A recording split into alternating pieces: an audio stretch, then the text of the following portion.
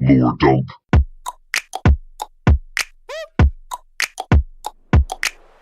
Hello, and welcome to Lore Dump, the show where I take a friend of mine who hasn't played any of the particular games or game franchises and walk them through the full story. This time we are, due to popular demand, covering Kingdom Hearts in its entirety. Yes. Pain! As always, I'm joined by my friend Chase. Hi. And this episode of Lore Dump is going to be slightly different. Essentially, I have not played all of the Kingdom Hearts games. I don't particularly like... Fucking poser. Want to make videos on it. Hasn't even played them all. I've played the ones that I've covered. I've played, so I've played 1, I've played 2, I've played 3, and I've played Birth by Sleep. And the... Hasn't even played the mobile games. Come on, man. And I don't like them. But I also don't remember... I like 2 quite a lot. But I don't remember much at all about the story. You reminding me of things while you were writing this, reminded me how little I actually remember. So I'm quite excited to be reminded of things. Thank God. So yes, Chase is going to be walking us through the story this time. However, normally, when I'm walking someone through the story, Chase doesn't know anything at all about the games. For example, when we did Resident Evil, or we did Metal Gear Solid. This time I know everything about the games. This time you know everything about the games ever. And so that we still get that fresh experience of somebody who knows nothing about a series or franchise having that exposed to them, we've got a third guest, and I brought in my friend Neil into the podcast. Hello. Hello. Are you excited? I'm excited. I'm today's witless idiot. Yeah, this is good. So I don't think he knows what he's signed up for. Legit. I know that it's my whole weekend. Yeah. So Chase is going to be walking us both through every game in the franchise, with the exception of the mobile games. Is that correct? I will be covering the entirety of Phase 1 for those of you who that means anything to. Okay. Which is everything from Kingdom Hearts 1 through to 3. How many phases are there?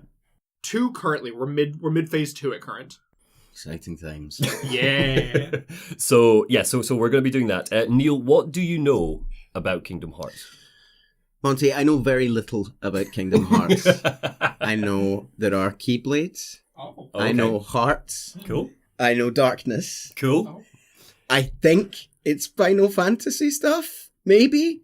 And it's Disney. A little bit. And I know that there are hilarious scenes where it's a very sincere scene, but maybe Mickey Mouse is just hanging out in the background. Pretty much. It gets so much worse with that the farther you into the series you go, where it's meant to be super, super, like, emotional scenes, and then they say something like, but who am I going to eat ice cream with? Yeah, oh yeah. No, I like who am I going to eat ice cream with. See, in context, you sob. Yeah. Out of context, it's like, the fuck? So basically, Chase, you're going to kick us off. Oh, Jesus Christ. Okay, so we start off 20 years ago, next month. 20th anniversary. Monty didn't know this when he scheduled it. No, I didn't. This was a pleasant little coincidence for him that we're doing it on the 20th anniversary. Yeah. But 20th of March, 2002, a small little game comes out, a partnership of Square Enix and good old Disney. They wanted to put Disney characters in their Final Fantasy games, and we got Kingdom Hearts 1. Cool. So, yeah, we open to a dive of Sora's heart. A dive is kind of a reoccurring theme in which we enter the heart of a character. Hearts.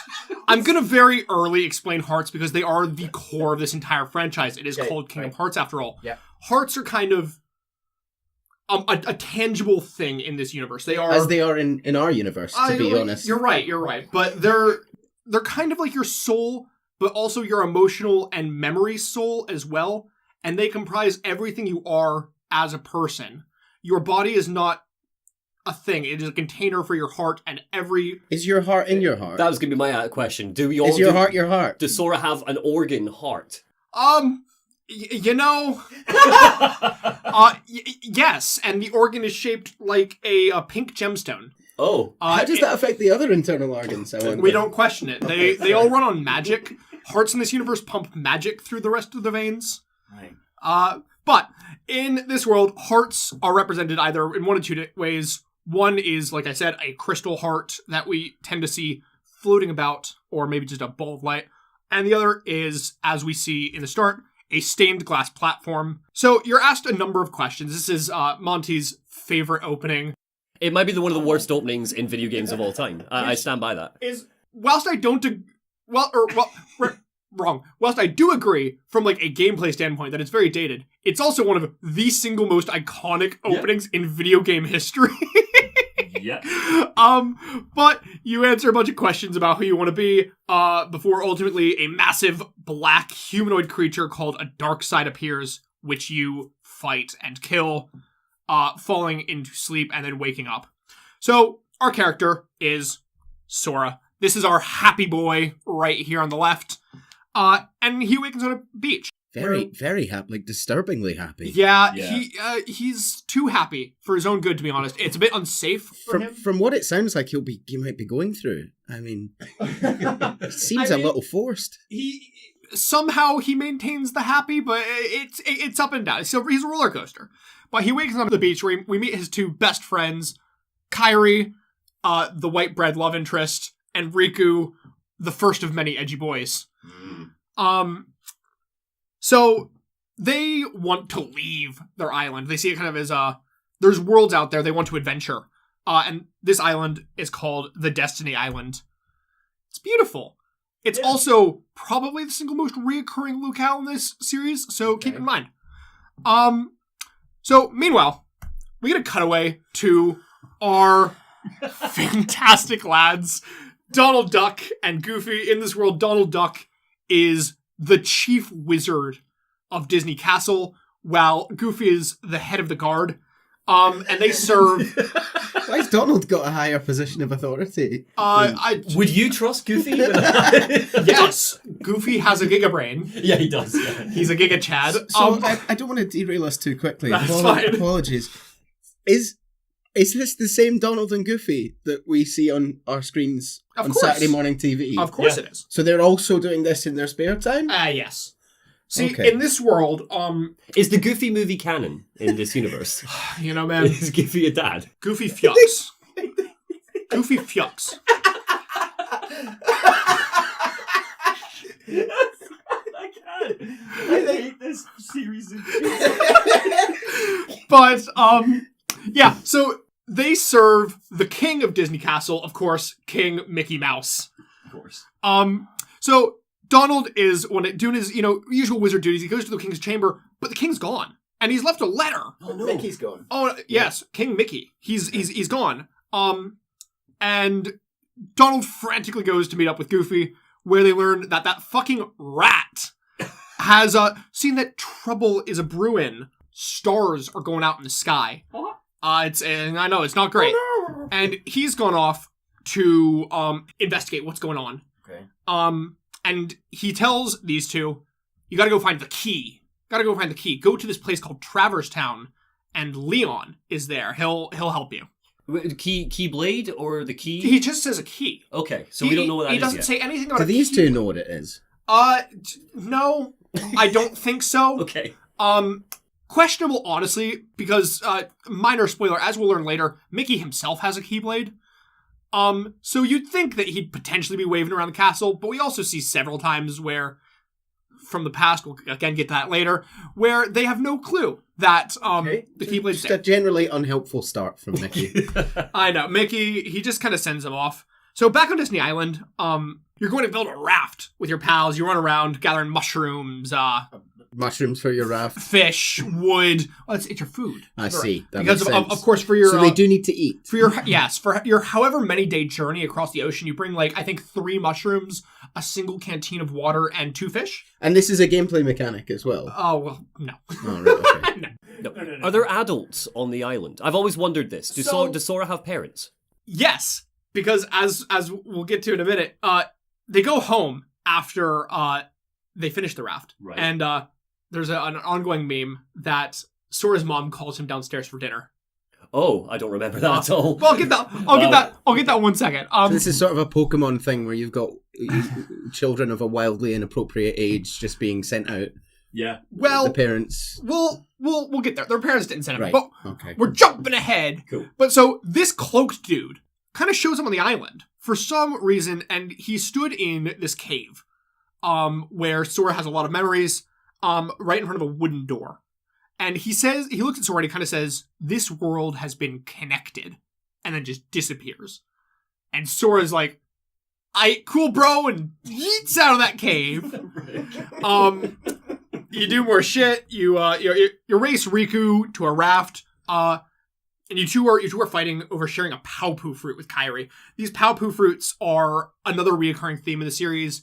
It's a fruit people say that if you share them, your destinies intertwine and you'll always be together. So, of course, Riku and Mickey, they both want generic white bread love interest. Wait, Riku and Mickey? Does Mickey fancy Kairi? Oh, no, I'm already mixing up. There's only 5 characters right now, and I'm already mixing them up. We've not even gotten to the 13 and the 7. But, So just to circle back, yes. Our 2 main male characters both would like for white bread love interest to share the fruit with them. Is exactly. That what you're saying? Right, okay. They both want to. It's kind of a romantic gesture. Is it a metaphor? It will become later. Okay. As of right now, it's kind of just they want the love interest. Cool. It does later So become you can't just share this bit a of metaphor of their oaths to I feel like you could always be with each other. split this piece of... There are 5 bits of the star. Okay, like but 5 people can have you this. not read the quote? If 2 people share one, But who says Not 3. that? Where does that information come from? it comes from the game. It's the legend. It's the legend passed down through the Islanders. It's a very sort of monogamous legend, isn't it? Yeah. Oh, I know. But polyamory is not... No polycules on this island. But you end up heading home, raft done, preparations complete, you're ready to set out the next day. And you go home. Now, this is... I will tell you because you asked. The Destiny Island that we see in Kingdom Hearts 1 is only one of a series of islands. And there is a main island with a town where they all live. What? Yeah. They do show this town in Kingdom Hearts 2.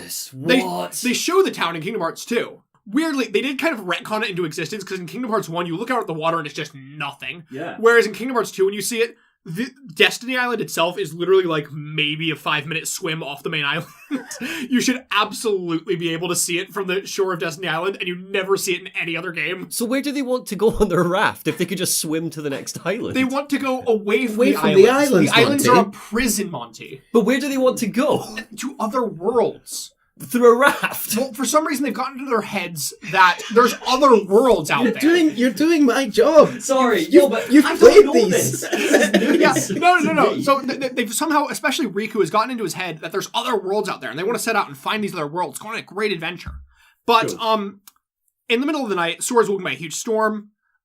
His mom calls him down to dinner, and but because he's worried about the raft in the storm, he ignores his mom's calls for dinner and goes to the island. Cool.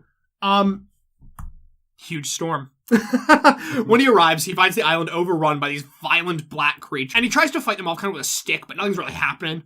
And he first finds our sweet boy Riku. But instead of kind of being a normal dude, Riku kind of puts his hand out and he's like, "Hey, bro, come join the darkness." And it's like, "Riku, what the fuck's going on, man?" And he's like, nah, man. The darkness ain't dangerous. It's gonna take us away from the island. This is our new raft. Fuck the old raft. Darkness is our new raft. So is darkness a tangible thing like hearts? Okay. This is the second core concept, light and darkness. They are very tangible. Right. And as we, minor spoiler, later learn, also conscious. Right. So the concept of light, as in light, is a physical, conscious... tangible energy in the universe that contradicts the physical, tangible energy of darkness. Okay.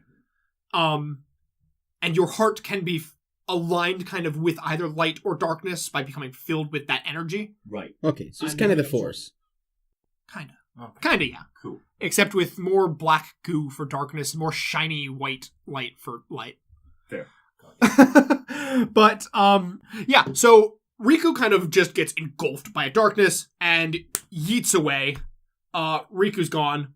And Sora finds himself holding a sword-like key that has just come from a light as Riku gets involved in the darkness. His shoes are massive. Yeah. Don't worry. Clown shoes. As the series goes on, they do slowly shrink down to a normal size. Is that a metaphor? Same with his balloon pants.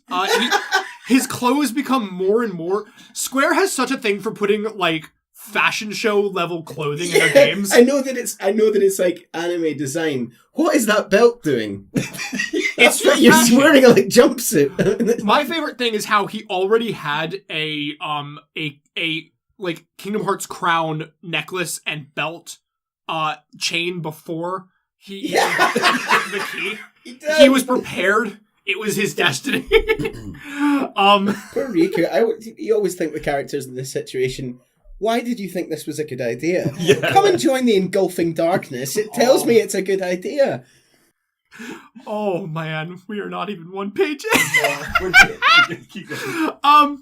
But so Sora wanders around the cave more and ends up in that dark cave. The one where he found the hooded man earlier, where he finds Kairi. And then suddenly the door blows open and she blasts forward and phases through Sora as he as well is blown out of the cave. So she's a ghost now. Okay. Okay. She kind of just, for some reason, you know, So she's she looks like Kairi, and then she kind of gets blown into Sora, but instead of just kind of knocking into him, she just kind of goes through him. Okay. Okay. Yeah. You know? Yeah. Quickly learning to just accept things at this point. So- yeah. Back, we cut back, now that Sora's kind of been pushed out of this cave and blacks out. We cut back to Donald and Goofy, who look up into the sky, and they notice a star extinguish. Oofed. Dark. Yeah, I know. That's a horrific concept. So, when Sora wakes up, he finds himself in the alley of some random new city being licked by a lovely dog, Pluto. Oh. Mickey's dog. Oh. Okay. Yeah, they're all Yeah. here. They're all here.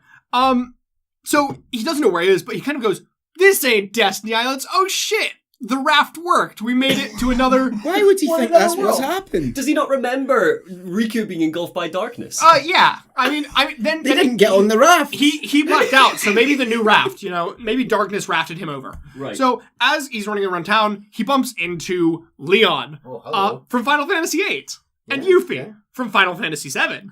Yes. Because Square had to put their own characters in here. If we're going to get a nice conglomerate of Disney characters, we also need a nice, much smaller, because Disney holds the reins at this point, but a much smaller contingent of Final Fantasy characters. Leon, he's not here for Sora, beats the living shit out of him, and Sora passes out. Excuse me? It's Leon great is because Why? because you find him and you go into a battle with him, and of course at this point you're like, oh shit, I gotta beat off this random dude.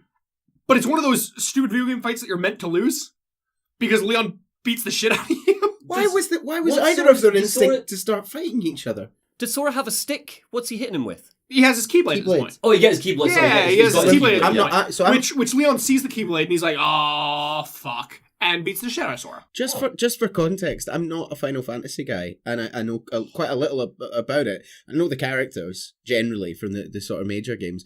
That gunblade is the dumbest thing I've ever seen. I don't want to piss anyone off. That is the stupidest thing I've ever seen in my life. Did you know those actually exist in real life? What? I mean, There are they clearly weren't very effective. No. Or They're cool though. They're cool. Yeah, It might not be practical, but it looks dope as hell. it does look good. But smash cut to Riku, who awakens and and finds himself on this weird rocky platform. He's surrounded by waterfalls. He's looking around, can't see anyone, but the camera zooms out, and we see Maleficent watching him from the tower. So then we, of course, smash cut again to our sweet boys, Donald and Goofy, incredibly incompetently looking for Sora. They're wandering around town. They can't really find him. And they end up running into then Aerith, also from Final Fantasy VII. Oh shit, she's not dead this time. Oops, Final Fantasy VII spoilers. Gasp. So Sora wakes up in the hotel room and he looks over and he sees Kairi. But it's not Kairi. Oops, she phases, and it's Yuffie. Yuffie tells us that the creatures are after him because he's wielding the Keyblade. They want the Keyblade. Well, they don't want the Keyblade itself, but they want the heart of whoever has a Keyblade. Right. So why were they after them at the start before they had the Keyblade? Because the Keyblade... because on Destiny Islands, that was because it had fallen to darkness. Right. Okay. Right. So the worlds as well as people also have hearts. And those hearts can also fall to either light or darkness, which causes them to phase between two separate realms, the realms of light and darkness. Okay. So the Destiny Islands, for reasons unknown at this point, falls into darkness, which is why all the Heartless started appearing Right. And that good stuff, and why Riku was like, darkness, and ran away. Cool, okay. So Leon comes back, he's like, Soz bro, didn't mean to beat you up. Kinda did. We had to get the Keyblade off you, or they were gonna keep coming. But Leon can't really believe that Sora's the chosen one. He kind of looks at this little shit, and he's like, the fuck? Why did it choose you? Because it's like a Harry Potter wand. The Keyblade chose its wielder. Right. And it's chosen a small boy with big shoes. Exactly. Who has the power of light to beat away the darkness with his big key. Why did it choose him? Just because he's so pure? And... We might find out about that. Oh, sorry, later. I actually don't. It just chosen, man. Oh, okay. It just chosen. Okay. Sora is the chosen one. Just go with chosen one plot. Cool. No problem. But the scene gets really trippy as it keeps jumping between the two hotel rooms, because guess what? Donald and Goofy are in the hotel room literally right next to Sora. They've been looking for Sora because he has the key. He's looking for any information, but they never meet, and it keeps cutting back and forth as they're explaining the good old exposition, saying how there's loads of worlds out there, similar to Disney Castle, the Twilight, the Destiny Islands, Traverse Town, and Goofy does mention here that, why do you know this? He knows that there are other worlds, but that's supposed to be like a big secret, which actually, now that I say that, does mean that he knows about the Keyblade. Right. In prior, because that's a Keyblade secret, is the existence of other worlds. Got you. Yeah. Right. So okay. these are other universes or realities? Planets? They're closer to planets. Yeah. Okay, cool. They kind of float in a big Disney space. A big Disney space. Yeah. This is kind of separated by barriers, and of course, each of them has hearts. Mm-hmm. So what has been happening is that they weren't connected. They were all separated by barriers, but something happened. The barriers are starting to break down, and worlds are starting to fall to darkness, just like the Destiny Islands did, which is why all those stars have been blipping out that Mickey went to investigate. And is that why, like, Disney characters are meeting Final Fantasy characters and they're all overlapping? Well, so they're currently in Traverse Town, which Traverse Town essentially is... It's kind of like the room of requirement in Harry Potter that comes to those who need it. Cool. In that it is, if you end up somehow surviving your world falling into darkness, you'll wind up in Traverse Town. Right. Okay, so all the sort of refugees almost of war end up in Traverse Town. Exactly, yeah. So you've got like these a three. Sad place, man. Yeah. It's got some pretty bumping music. You know? It does. They seem pretty happy. But you see a bunch of people. Scrooge McDuck and the three Huey, Dewey, and Louie are there. Uncle Donald, Goofy, Sora. Of course, Scrooge made it. Of course. It's always the fucking 1% that make it out, isn't it? This is how we kind of get some exposition then about the little dark scary boys, which we now learn are called the Heartless, which they are beings without hearts. And because they don't have hearts, they're drawn to other people's hearts, and more specifically, they come from the darkness in people's hearts, and because they don't have hearts, they want your heart, so they come and they snatch your hearts, and kind of kill people off that way. You see several times them kind of jump on people, their hearts come out and they go gobble. And what happens to them when they eat a heart? They also become a Heartless, because then they don't have a heart. But the Heartless aren't made hearted by eating a heart. No. That heart just gets consumed by darkness, because the Heartless are just beings of pure darkness. Right, okay. They want hearts. So they just want to consume. They're not looking for a heart to... They're kind of like a plague of darkness, that they kind of just keep replicating themselves out like an unnamed virus. Yeah. What she then tells them is that there's this guy, Ansem. And Ansem was a scientist, and he wrote his PhD thesis on the Heartless and hearts, and he knows so much shit. But sadly, somebody came by, tore his thesis pieces, and scattered the pages everywhere. Always back up. I know, he did make a save. It's even funnier because we learn later that he has a computer. He could have saved it. He could have stuck it on his Google Drive. Put it in the cloud, but not. No, he's one of these wankers that has to just use an old time typewriter. Like, I do my best work like this. Only for the most important papers. The generic shit that can go on the computer. But so they're kind of looking for his report because they think that it has. I've put a little note here saying that this very detailed report is going to be the bane of Monty's existence. I hate these reports. Yeah, I've never found them. I've never looked them up. When I was playing the first game, Chase was sending me messages being like, actually, you'll find it in Ansem Reports number 11. It specifies that the Heartless are this thing. And I'm like, I don't understand the words you're using. The original, just to kind of cut out of the story for 1 second.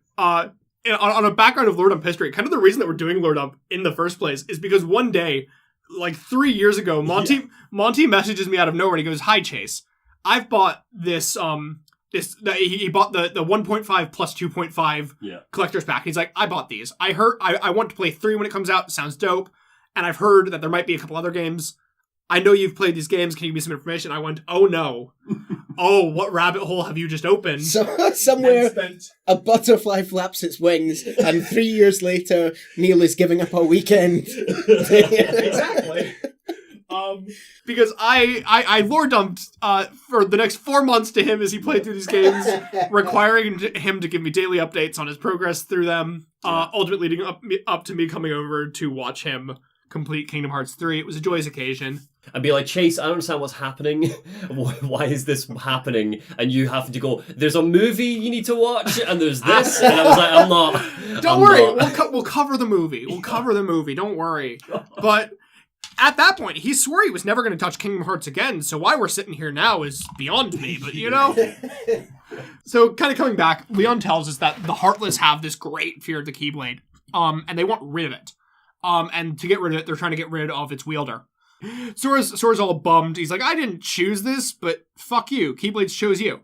The hotel's attacked by Heartless, and they all kind of run out. They dash out. Hysterically, they smash the door open right in Donald's face. Donald gets smashed behind the door. As the exact person he's running for, Sora, runs right past him, and they miss. He was just about to come meet him. What a bummer. But you wander around more, run away from more Heartless, and end up in a pavilion square thingy, I don't know how to call parts of a town, where Donald and Goofy fall from the sky right on top of Sora, look over and see that he has the key they've been looking for. Why were they in the sky? Because they were like on a higher platform, and then they kind of got blasted by Heartless, and then flop right down on Sora. And then you get a boss fight. And it's super cool. And we don't have a picture of the boss fight. Oh well. What a shame. It has like lots of interconnected pieces. The bosses in this game go up and down. This one's kind of shit, but... Wait, you just said it was really cool. Well, it's cool as, like, the first thing that you ever see being a... Well, it's not as cool as Darkseid. Darkseid's iconic. I like we're looking at a picture of Darkseid right now. I like the lack of a heart, the sort of... I know, right? But in the stomach. I will... But this was their eating hearts. So I will say, just to plant a future thought in your head, and I'm not going to explain this, Darkseid is a different kind of Heartless from every other Heartless we see in this game. Why? He's a pureblood, and I'm just going to leave that thought to fester in your head. No, what happens next? How can there be anything other than pureblood? What are they? We're going to get there. We're going to get there. So, Leon's like, bro, you gotta go lock up the hearts of the other worlds, save us from the Heartless. You have the Keyblade, only you can save the world. And Donald's like, bro, we got a spaceship. Come on with us. We gotta... Listen, they need a way to get to Mickey's Playhouse every Saturday. It's a spaceship made of gummy bears. No way. Monty hates the gummy ship. I hate it in every game except for 3. I think it's fun in 3. And that's their spaceship, the gummy ship. You basically look at those beautiful PS1 graphics. It's PS2 actually. No, it isn't. Yeah, this is PS2, man. I feel like the gaps become so big that we don't actually remember what PS1 games looked like. PS1 games were PS1 games look better than this. Yeah, there's about 6 polygons there. I can count them. No. That intentionally looks like that because it's made of gummy blocks. No, it's not. No. So it is. Don't defend this. The ship is made of sweets. Yeah, sounds disgusting to be around. You have a whole ship builder mini game where you get to build your ship out of gummy blocks. I do love that. To upgrade it. Yeah, engineering. The gummy ship's kind of garbage in every game except for 3. It's kind of fun in 3. It's garbage in them all. It's fun in 3. Nah. It's super. 3 has an open world that you get to run around the gummy ship. It's great. But Sora's hyped. He's like, "Oh shit, man! I'll go to other worlds. Riku and Kairi might be there." And Donald's like, "But I mean, we just need your key. But whatever you say, bro." Donald is a cunt in these games. Donald is actually the worst because he doesn't give a shit about Sora. He only wants Sora's key. Wait, hold on. Do all of the, according to Kingdom Hearts, do all of the Final Fantasy games take place in the same world? Final Fantasy VII takes place in the same world as Final Fantasy 15. Not all up. Don't even mention 15 because that actually has canonical relevance. No, it doesn't. 15 has canonical relevance. Get to it. And we'll get to that. So is there ever a point canonically in Final Fantasy where we see Leon after the events of this game and they go, "Bro, do you remember when we met Donald Duck? That was fucked, wasn't it?" These exist in their own world line, their own consciousness. The characters live together, not the games live together. Okay. They all have their same world. Anyhow, scene shifts and we see a table where all of our juicy Disney baddies, and you can't see their faces at this point. You definitely can't tell who they are from their voices. And they're kind of looking and they're like, "Oh shit, what are we going to do about this Keyblade?" They're like, "Can we turn him into a Heartless?" Nah. But Maleficent clearly seems like she is the leader of the shadowy council. And it seems like they are in some way assisting or even enacting the darkness. Well, they are fully aligned. They control the Heartless. Oh, okay. Well, more specifically, Maleficent controls the Heartless and kind of leases them out to the other bit Disney villains. Yeah. What they really want is they want to turn the Keyblade wielder over to the darkness so that they can control him. Doesn't seem like Captain Hook would give a shit about this. Do you know what I mean? What's he getting out of this? Weirdly, Captain Hook is in probably the only important Disney World. There's only really one Disney World that's actually important in this game, and it's his. It just seems like counter to what he just wants plunder. To be fair, let's be real, he's not even really the villain of his own Disney World. No, he's not. No. Peter Pan is. Oh. That little shit. I rant about him and I hate him. Anyway, first world, Wonderland. The Disney worlds, the meat and potatoes of each Kingdom Hearts game. Why did I write that? I like it. Here's the thing about the Disney worlds, is for as much as this is first and foremost a Disney game and a merchandising opportunity, the plots of 99% of the Disney worlds just don't matter to the plot at all. It's just setting. You get, it vaguely builds out Sora's idea that hearts are important, and there's darkness, and there's some shadowy villains. So I do go into them a bit more in detail in this game, but in most games going forward, I'm kind of like, yeah, we go here. Here's your villain. Here's your boss. Other important shit happens. But yeah, you're here, save Alice from getting her head chopped off. Again, they need to come in where Sora learns that we can't tell anybody about the worlds, and we're also not meant to intervene with the worlds. So Sora's kind of immediately coming in here and breaking that by... So we save Alice from getting her head chopped off. Is this the same story that happened in the film? Yeah, so that's the thing. So there's the timeline of the film, and you have changed the timeline by coming in? But Alice already didn't get her head cut off. We don't question the timelines of the films in relation to these games, because very often plots repeat themselves in 2-3 games. Specifically, Neil, and to the risk of jumping in here, Kingdom Hearts 3 is notoriously terrible for this. You go to a frozen world in Kingdom Hearts 3, and there is a moment from the movie where it is, they've just taken the scene from the film, and Sora is in the background being about. I'll show it to you the next time we break. It is straight up. The scene, angle for angle, replicated animation, and they've green screen Sora into it. It's incredibly impressive. They haven't stolen it from the movie. They have remade it, but they have remade it to a T, and Sora is, and Donald and Goofy are just floating about the scene. It's very funny. It's very funny. There are some relevant Disney worlds, and I'll talk about those when we get we're there, in Wonderland. We've saved Alice. We've saved Alice. And Sora, the doorknob, goes, yawns, and shit, there's a keyhole. Sora... Nah, don't worry, he doesn't need to shove his key in. He kind of points it at it, and lasers shoot out the end of his keyblade into the thing. He shoots it with a laser. We hear a nice little click, and Sora has no clue what he's just done, and they fuck off. Cool. Good job, Sora. You kind of saved... I mean, Alice is now gone. Like, you saved her, but then she went missing, so... She's off to complete her movie, basically. Well, no, she's just gone missing. That's important. She's gone missing. Oh, okay. And then we go to Olympus Coliseum, which is the worst world in this and every fucking Kingdom Hearts game it appears in. Wrong. Kingdom Hearts 3 is just incredible. for context. It is okay in Kingdom Hearts 3. For context for the listeners, Monty's favourite Disney movie, am I right? My Hercules? favourite Disney movie of all time. Yes, it's the first present that the Nubis bought me. Also, for the sake of the audience, I do know that there are now, as you're flying around the world in your gummy ship, there are diverging paths. Okay. I'm just gonna go with the order that the cutscene compilation that I watched had them in. Cool. Except for like one game where things happen and I don't know why there was branching paths. Anyhow, Olympus Coliseum, you meet Phil, he's all, "You're not a hero." And he's looking for Herc, gives you a nice shot at his ass.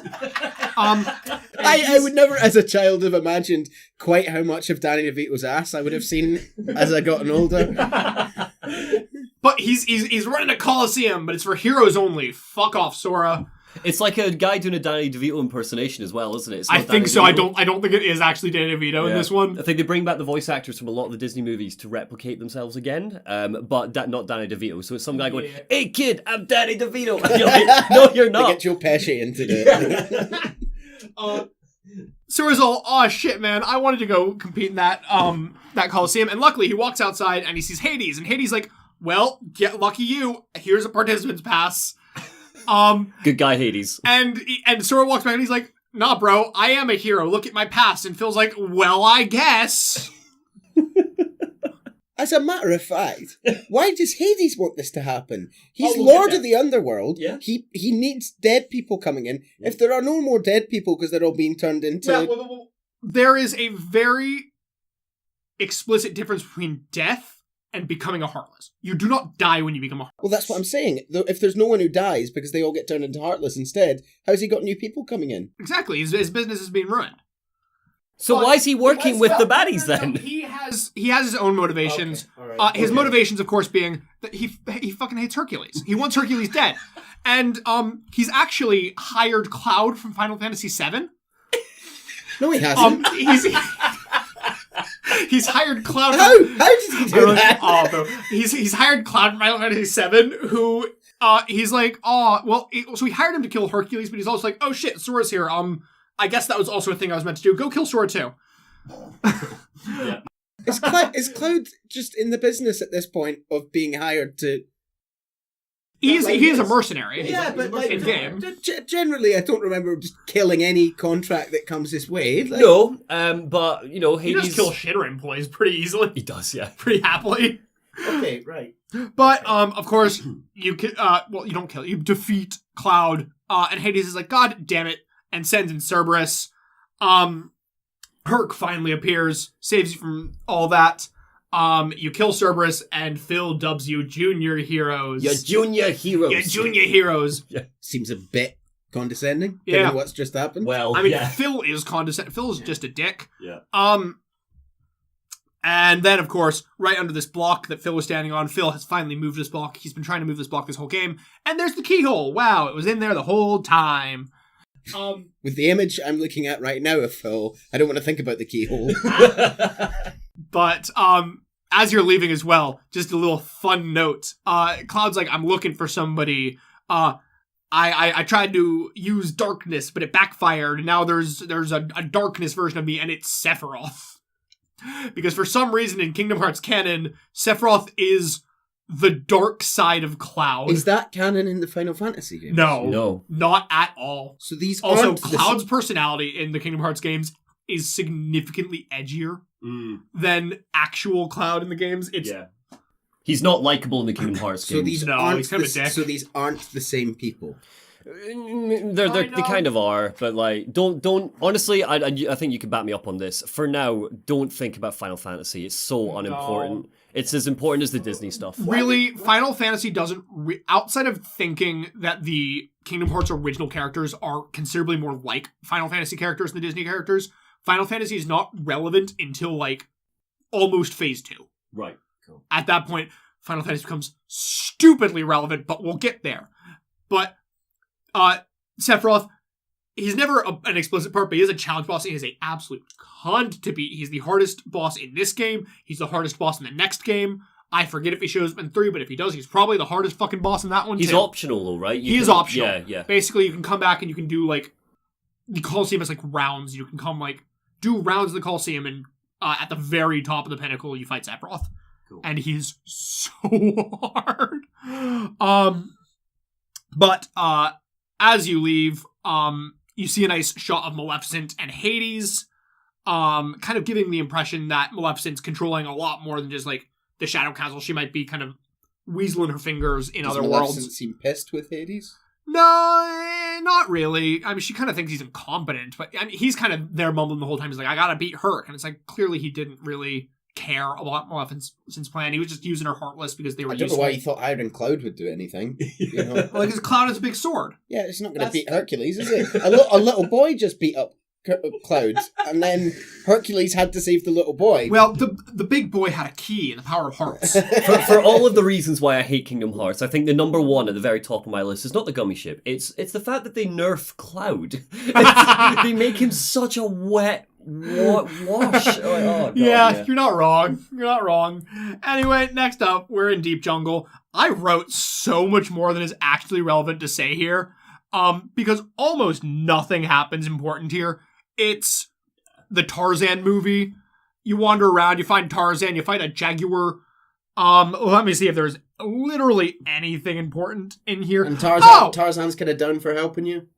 Yeah, Tarzan doesn't speak English, mate. So yeah, I know. I'm aware. He's just a bat. He doesn't speak English, but they connect through their hearts. They do. It's sweet though. Actually, I remember that They connect scene, through their hearts. There is one important scene in here wherein Sora's at the camp and Jane is showing him a slideshow of images. And one specifically comes up, and it's a castle in a forest. And Sora's like, why does that look familiar? I recognize that place. But of course, Sora's never been off his island. Why the fuck would he recognize a castle? Yeah. So just kind of keep that in mind. Okay. Just keep that in mind. Okay. I haven't a clue what that is, and I've played this game. Okay. It's a little wink, little hint. Interesting. Okay. Little nugget. Tease. Ultimately though, Clayton finds out that he's been colluding with the Heartless. You beat him on the worst boss fight of my childhood. I hated this fight where he's all like a chameleon that goes invisible. It's hard as hell for a child. And then I played it back like 2 years ago, and it's the easiest fight in the game. Tarzan brings him to a waterfall. There's a keyhole. Sora locks the keyhole. Good shit. We come back to the Shadow Council. And she's saying, and Maleficent is kind of saying that not only can, like, the Heartless drag you into the darkness, but also if you're evil and if you collude too much with the darkness itself might kind of just seep in and take you over anyway. Well, how has that not happened to her? She's entirely given herself over to helping them.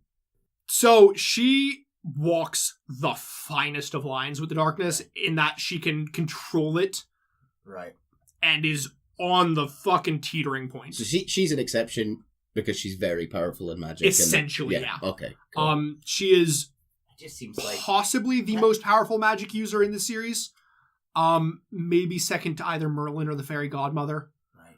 Okay. Yeah, I remember that distinctly being the case, that like Maleficent is like, until shit gets really real later, Maleficent is like the most powerful being there. Even later, she is still the most powerful magic user in this, like even in 3, and even past 3, I'll get there. Right, okay. But, just wait till she starts time traveling. Oh boy, can't wait. But at this point, they're kind of like, oh shit, Sora might actually be a problem. Before saying that, but Maleficent calms them down and is like, don't worry. We have another plan. We're not here just, collecting the worlds. And Sora doesn't know about that yet. Sora just thinks that we're collecting the worlds. Cool. So she mentions how they are falling into their hands before panning over, and we see Alice, who had been kidnapped before. So they have Alice. Is the Queen of Hearts part of the council? No. She was in Alice's world, and she was the one wanting to cut off her head, but, well, was she part of the Shadow Council? I think she might be. She might have been. Actually, she probably was, now that I say that. Okay, But- so the council are happy with the fact that they have Alice there? Yes. This is Yes. right, we've They taken, want we've taken Alice. a protagonist. Exactly. Okay.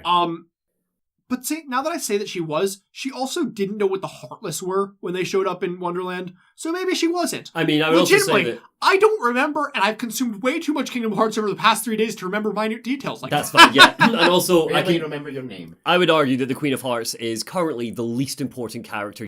Oh, absolutely. I'd say, like, the only 3 Disney villains that have any relevance are, like, Jafar, Captain Hook, and Maleficent. Yeah.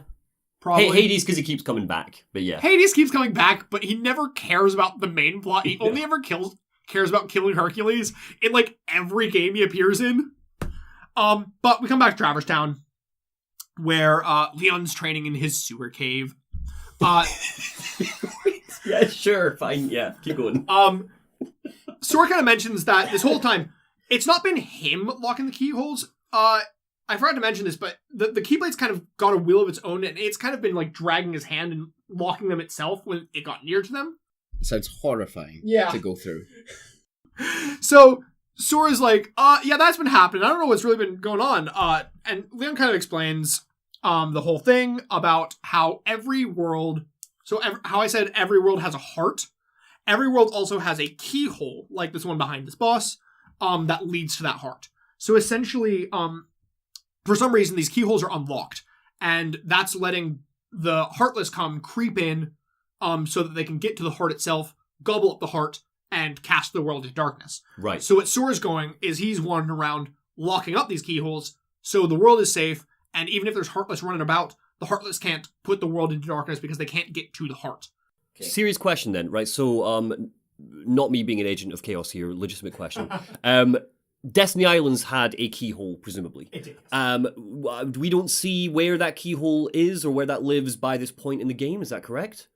I don't remember where it is. Correct. Is it like a big reveal? Like, oh, this is where the keyhole was the whole So time? we didn't lock anything up on Destiny Island, so can we assume that it is just being overrun all this time? Oh, the Destiny Islands has fully fallen to the darkness. Okay. It's star-blipped out. Are Sora's parents dead? Yes.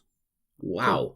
He never really seems to acknowledge that. No, he doesn't. Like, he's just, like I said, that's like we touched on at the start, that never-changing smile of someone who is really not dealing with severe trauma. Dead behind the eyes. Like I said, his mom called him down for dinner and he never came. Oh, Jesus. But I don't think it's ever a big reveal. Right. So I'll tell you, the keyhole was that wooden door in the cave. Right. That is the keyhole. Got you. Which is kind of why when the door burst open, shit got real. Sora had the Keyblade at that point. So why didn't the key try and lock the door? Because Sora didn't have it out, and we needed a plot reason to have his world fall. He didn't have it out. No, it was... So the key can... He kind of summons it. Right. He was also like miles away, right? Like it's not like he lands on the world and the key just drags him to the keyhole 2 miles away. Like you have to be kind of close to it. Oh, of course. Sorry, I'm being stupid. Yeah, these are the rules. Yeah, he was right in front of it when he got knocked out, but it's like he hadn't learned the plot that worlds had keyholes, so we can't show a keyhole, man. I mean, I just can't think. I wouldn't live with the guilt. Don't ask these questions, Neil, because then a brand new game will be released with the entire purpose of answering that single question. So. Yeah, sorry, we're at a keyhole in Traverse Town. So, after learning that, you kind of go out, and, Riku's here! Oh, shit! Riku's in Traverse Town! And Sora's like, where's Kairi? But Riku thought that Kairi was with Sora. But he's like, don't worry, Kairi's fine, we'll go find him. And so, a Heartless shows up, and Riku's like, oh, I'll save you, because Riku's like the big tough, like, you're a little weakling, little shit. But Sora kills him with the Keyblade. And... like being like, oh, I don't need you anymore, bro. I'm super strong. Super strong. Do we get any indicate? Why were you in a trance saying "Let's join the darkness"? Is that? It's not brought up, man. It's not brought up. I'm just saying, if that was Monty, it might come up over a pint. It might come up.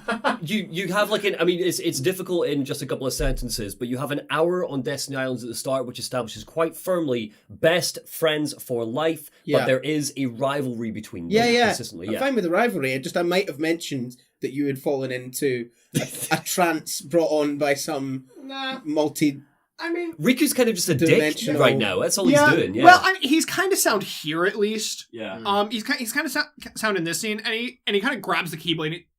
Well, he doesn't grab the Keyblade. This is an important distinction. Sora turns around and Riku just has the Keyblade in his hand, and Sora's like, "The fuck? What? How did what?"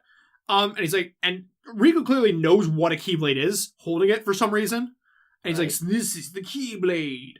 And then he gives it back to Sora. But kind of keep that in mind. So Sora's like, Riku, come with us. And Donald's like, bitch, he doesn't have a key. He doesn't have a key. I'm only here for keys. I have a key fetish.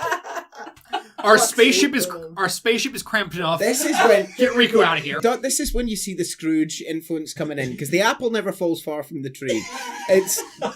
It's just about possession and, you know, Oh my god. hoarding valuables. Bitch, he doesn't have a key.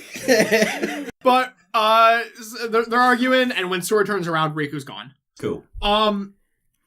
Okay. So Riku's gone again. Riku's gone again. He's Get gone. used to that. But don't worry, Sora's like, at least I know he's okay. He'll probably be fine wherever he is.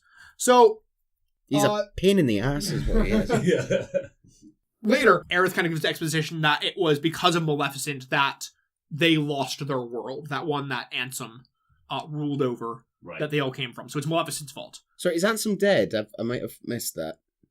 It's unclear at this Missing. point whether he is dead or missing. They don't really right. know. Ansem himself is only ever really brought up in this game as the one who wrote the reports, and the reports are really the important thing in the game, even though finding them is not an actual primary. We'll get to the reports, but they are very much a secret collectible. Okay. Smash cut to Maleficent with Riku, where she's kind of whispering over her shoulder. She's like, "Look, Sora replaced you. He's got this fucking dog thing and the shit duck." To be fair, it wouldn't be very good for your self-esteem, would there? And clearly, What the fuck's that? clearly, Sora cares more about them than Riku. So, you know, Riku's just better off with Maleficent. You know? And Riku's like, sounds good. Yeah. Sounds reasonable, let's go. Can't argue with that, to be honest. If you'd replace me for Donald, Dick, and Goober, I'd be like, nah. Also, very briefly, because I will mention, Jiminy Cricket's been with you this whole time.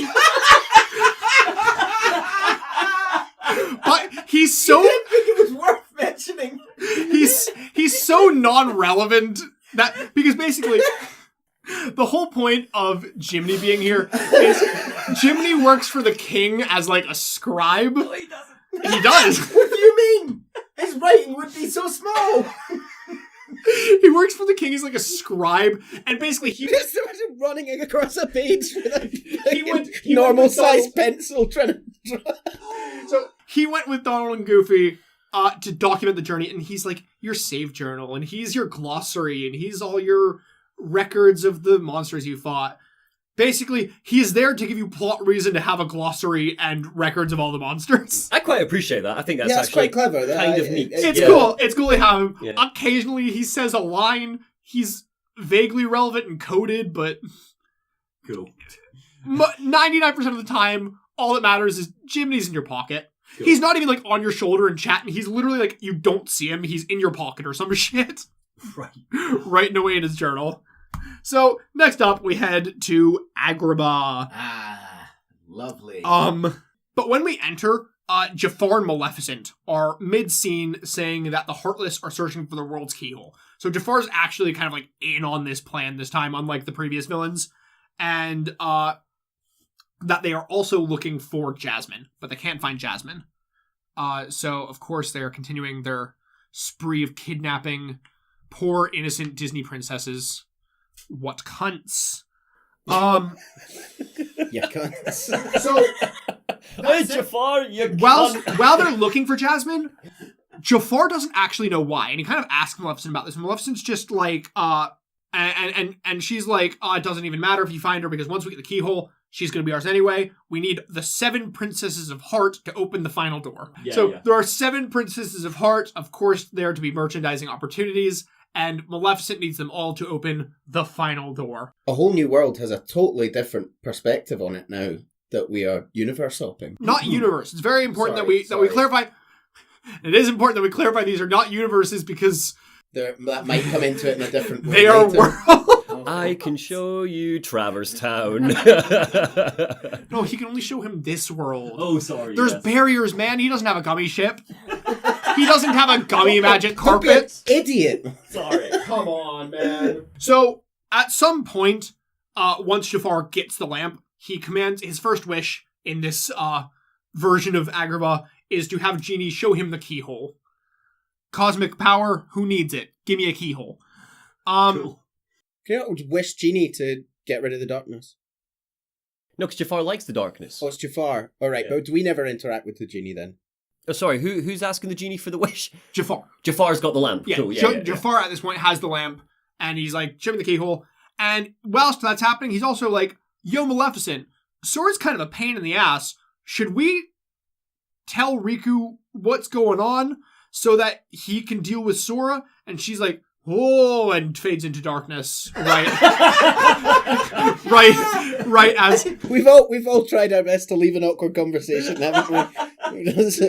she just to put more terminology in your mouth because it will come up later, she sinks into a corridor of darkness. Oh, which is a dark, spooky portal that Poor Jafar left there.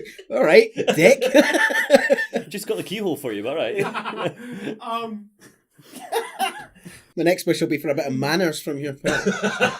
So Jafar, of course, not being the primary villain, but a bit piece, explains everything to Sora, explain to them that they need the 7 princesses to open the door. Cool. What door? Yeah, I was about to ask. It's the final door. But they're already What does that coming do? Through. It's just the final door. We don't know anything. Oh, okay. It's the final door. Right. We've only ever heard of it for the first time here, and the only thing at this point that we know is that they need the princesses to open it. Cool.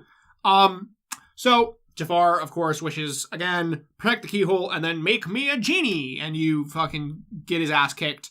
Meanwhile, whilst you're faffing about with Jafar, I think it's Riku shows up, grabs Jasmine. Oh. Ooh. Ooh. You lock the keyhole. Aladdin sets Genie free. He's like, let me come with you. And Donald's like, no, you don't have a key, bitch. Go away. That's such an arsehole. But Genie doesn't need no gummy ship, so Genie comes with you, and he's a battle summon.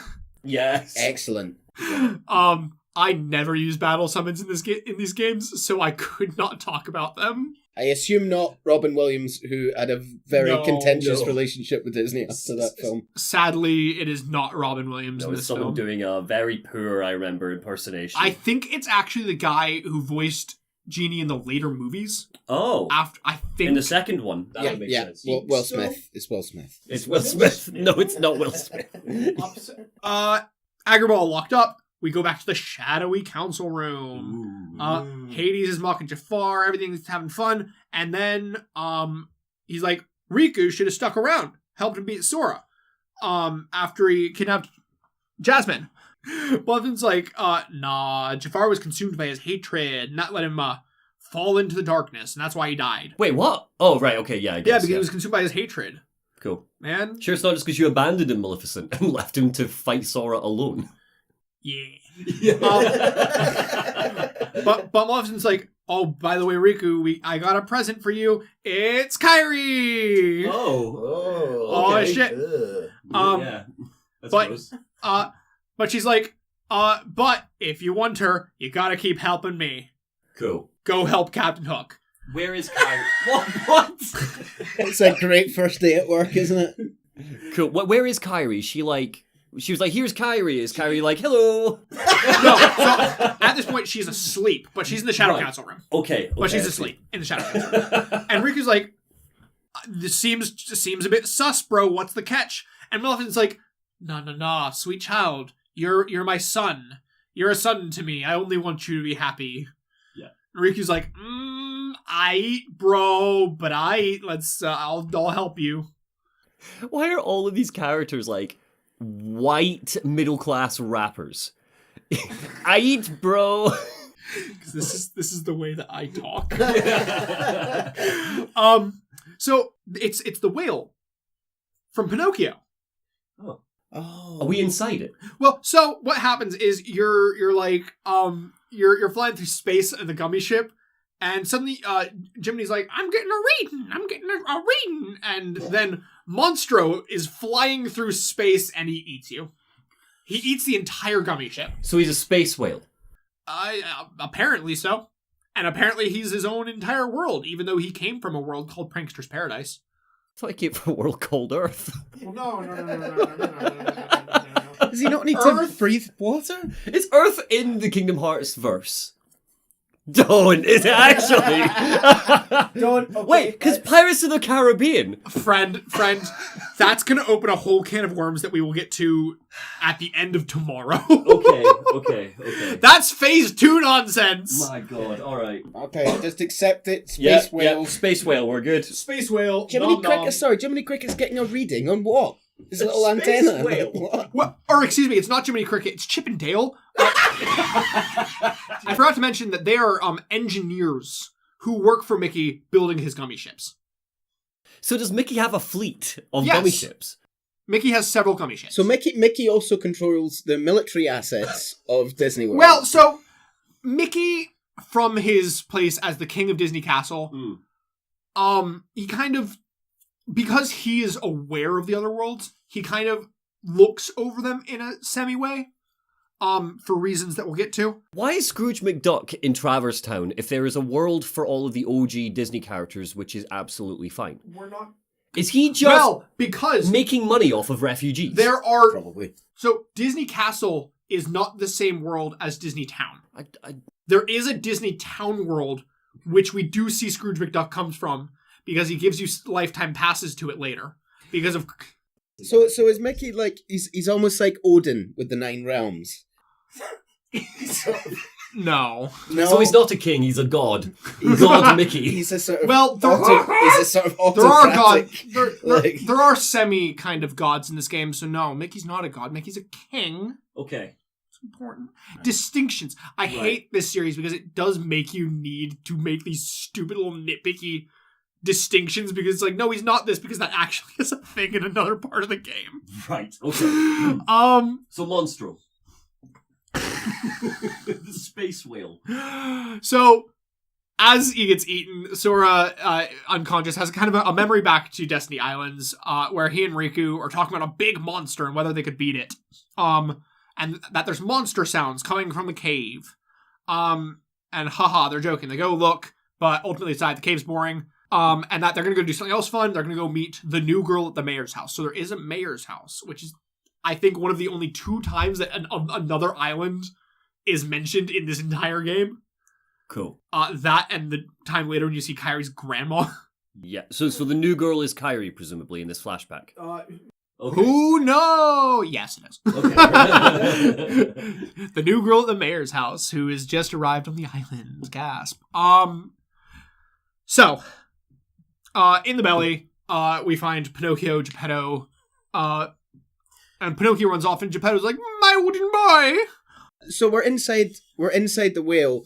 Geppetto and Pinocchio are here again. So remember that in the story, they got eaten by Monstro, and they were in the belly of Monstro for a while. Before they, I forget what happened in the movie. They build fire and the smoke makes Monstro sneeze or something. So Monstro ate them on their Earth, and So then Monstro flew into space. Well, seemingly, and this is never explicit. Half of this is getting cut. We're not on Monstro for 30 minutes. Seemingly what happened is Monstro ate them, and then the world fell to darkness. Monstro somehow survived, but of course you can't send a whole whale to Traverse Town, so he's been flying around space. Cool. Okay, that makes sense. That makes at least, and we're gonna leave it. We're gonna presume that's You correct. can't try and nitpick this series, man. That's at See, least it's rational. bloody bulletproof is what I'm finding. So, Sora goes after Pinocchio and finds Riku, and he's like, and Sora's like, Pinocchio, we can't play games, and Sora's like, oh, I thought you liked to play games, or are you too cruel now that you have the Keyblade, you dick? He's had his feelings hurt because he's hanging out with Donald and Goofy. Yeah. And Sora's like, well, have you found Kyrie? Where the fuck you been, man? And Riku's like, I'll tell you if you can catch me. Is that what he sounds Doing like? an impersonation of Goofy. Yeah. Hates him that much. I do like the idea of this whole, like, are you too cool to play now? That, like, Goofy and Donald are the cool guys, and they're going, yuck, you better not be playing games, Dick. Well, fucking stand here! Give us your key! Okay. So we do see a little scene with Maleficent talking to Riku, and she's like, why do you care about Sora? He left you. Ignore him. And Riku's like, nah, man, I'm just messing with him. And she's like, bruh, you're getting a little spicy, too close to the darkness. It's gonna eat you. The Heartless are gonna eat you. And he's like, nah, I'm good. So Maleficent doesn't want him to become full dark. She wants him to straddle the line like she does. She does give the impression that she at least somewhat cares about him, right, even if it is just as an important tool. Right. And she doesn't want to lose him. Right. Cool. Obviously, it's probably not the point where she actually thinks of him as a child, but it seems like she does at least somewhat care about him. Okay. Sora finds Riku, and Riku's like, do you even want to find Kairi? All you care about is that stupid Keyblade and locking up worlds. But before they can do anything, a Heartless eats Pinocchio. Pinocchio being one of the princesses that needs to... But no, don't worry, because Pinocchio's fine. Because whilst Pinocchio, being a wooden boy, has a heart, of course, this Heartless, it didn't eat him in terms of eating his heart. It has like a cage in its belly. And it just ate him and put Pinocchio in the cage. Why? Oh. Who knows? It's just messing. Just messing. Just in a silly, goofy mood. Not goofy. So you team up with Riku briefly to save Pinocchio, and then Riku fucking yeets Pinocchio and runs away. Okay. So Riku as Pinocchio shows up, kind of hanging him over Geppetto, and he's like, haha, I got your boy. And Riku's like, yo, this thing's made of wood. Why it got a heart? If this thing can have a heart, maybe it can help someone else who has lost their heart. Hint, wink, nudge, nudge. Right, yeah, Pinocchio needs a heart because he's a little wooden puppet boy. Well, no, Pinocchio has a heart. So he's saying, he's well, like, if he can be alive with a heart, maybe there's someone else? Exactly. I'm so impressed that you are following this.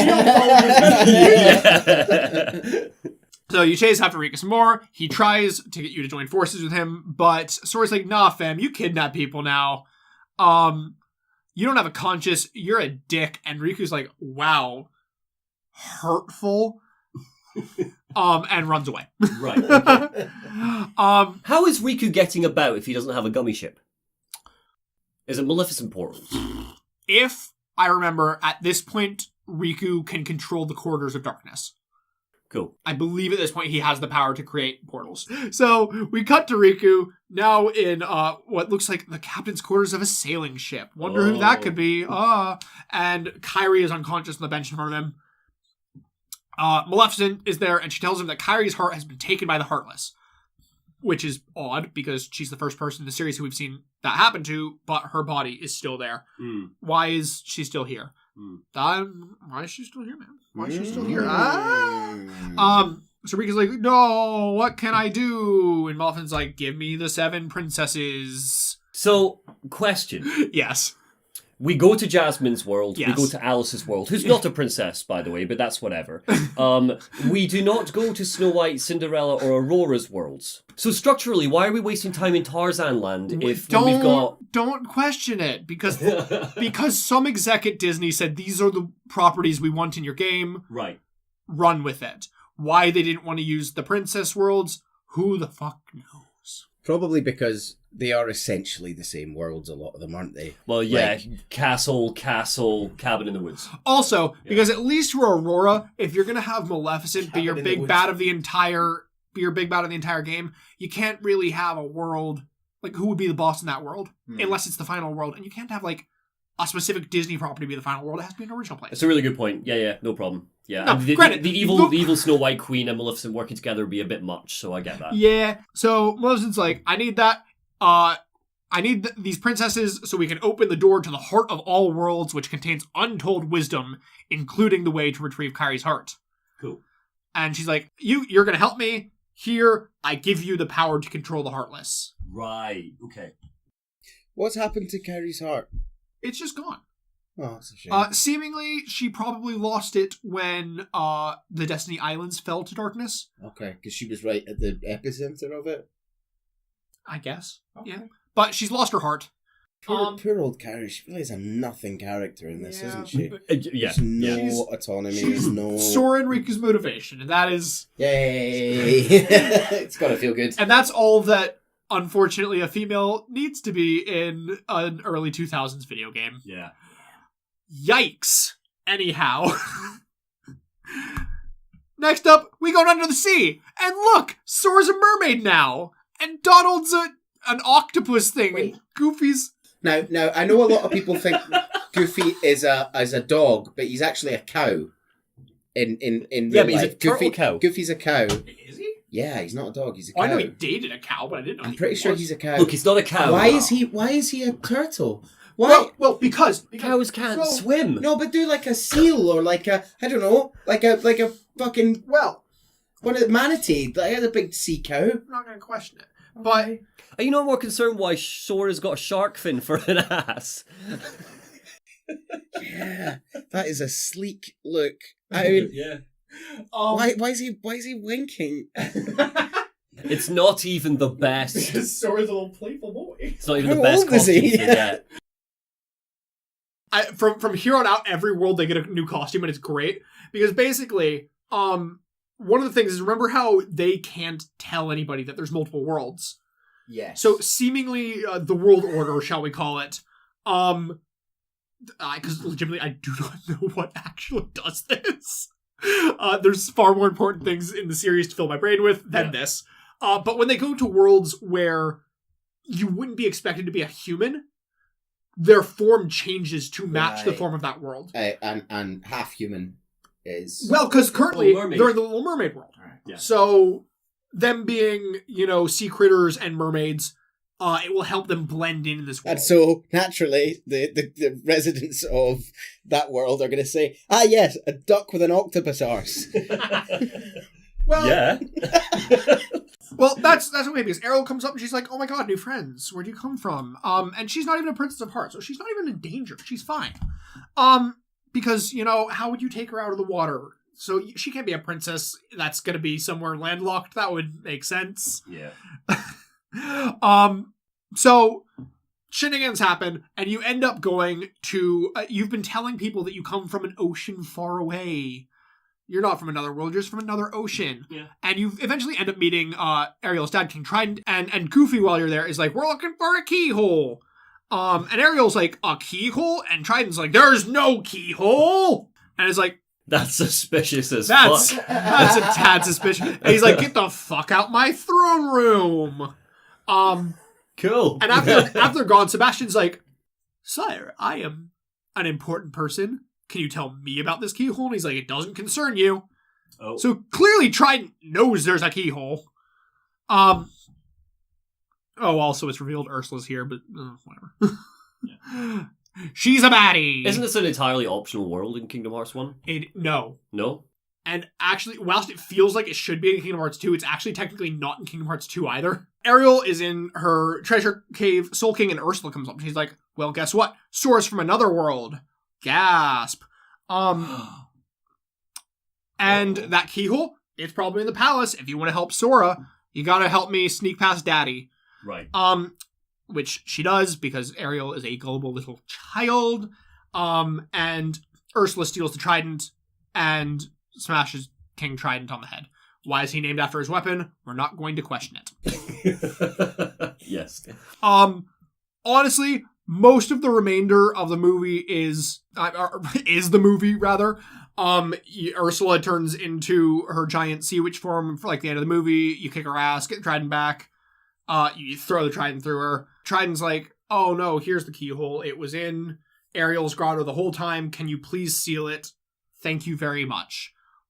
Could have just asked way before Ursula showed up, but sure. Yeah. So, like, a la Mickey, Trident, as the king of this world, knows about the keyhole and must know that it is an important, dangerous thing. So Does he already know about the other worlds? seemingly. Okay. To be honest, it's not really whilst never explicitly stated, it gives the impression via a few leaders of various worlds that a number of leaders of these worlds know of the existence of their keyholes and their hearts in other worlds, but it's never explicitly stated. And you do get to other worlds that have leaders that don't seem to know what's going on. So maybe they've got a secret council of important Disney kings or something. Who knows? Cool. Yep. Sure. Whatever. So, second worst world out of the way. We go on to the best world. Halloweentown. Awesome. Where they get some Very sick outfits. Very good outfits. Very good outfits, especially Sora's. Yeah. We love them. Yeah. Also, I forgot to mention, this whole time, you can change the appearance of your Keyblade using keychains that hang off the end of it. And basically in each world, you're getting keychains that let you gain a new appearance to your Keyblade, and the one from this world is dope as hell. Yeah, We like this. This is good. This is the best bit of Kingdom Hearts 1, I'd argue. Except for Hollow Bastion, the entire Hollow Bastion section. Well, the last hour of the game is I'd great. say an entire ending of this game is fantastic. Yeah. The Disney worlds are just a bit pish. Yeah. So, literally this is pretty much the plot. Jack doesn't like, Jack's sad because Halloween's boring. He's tired of it. And he's experimenting on the Heartless, which had recently shown up in town, trying to find out why it won't come to life. And him and Dr. Finkelstein are like, oh, it needs a heart. We're going to create a heart. So much shenanigans go down with them trying to get a container with a lock so they can create a heart. And they're trying to create a heart. They're trying to get memory as an ingredient to a heart. Ultimately, they do make the heart. The Heartless dances about... Or no. Jack wanted to make the Heartless dance to make Halloween entertaining again. Yeah. So they make a heart for the Heartless. Well, they don't know it's a Heartless. They don't know anything about the Heartless. They just know it's not moving. Lion's still on the table. It doesn't have a heart. Maybe it needs a heart. Yeah. So we can make it start dancing. Yeah. And when they make their heart, Lockshot and Barrel are there, and they're like, oh, we gotta go tell Oogie Boogie. And Oogie Boogie is positively jiggered. Is that what he says? Yes. I'm positively jiggered. Which sounds almost bad, but is very amusing when he says it.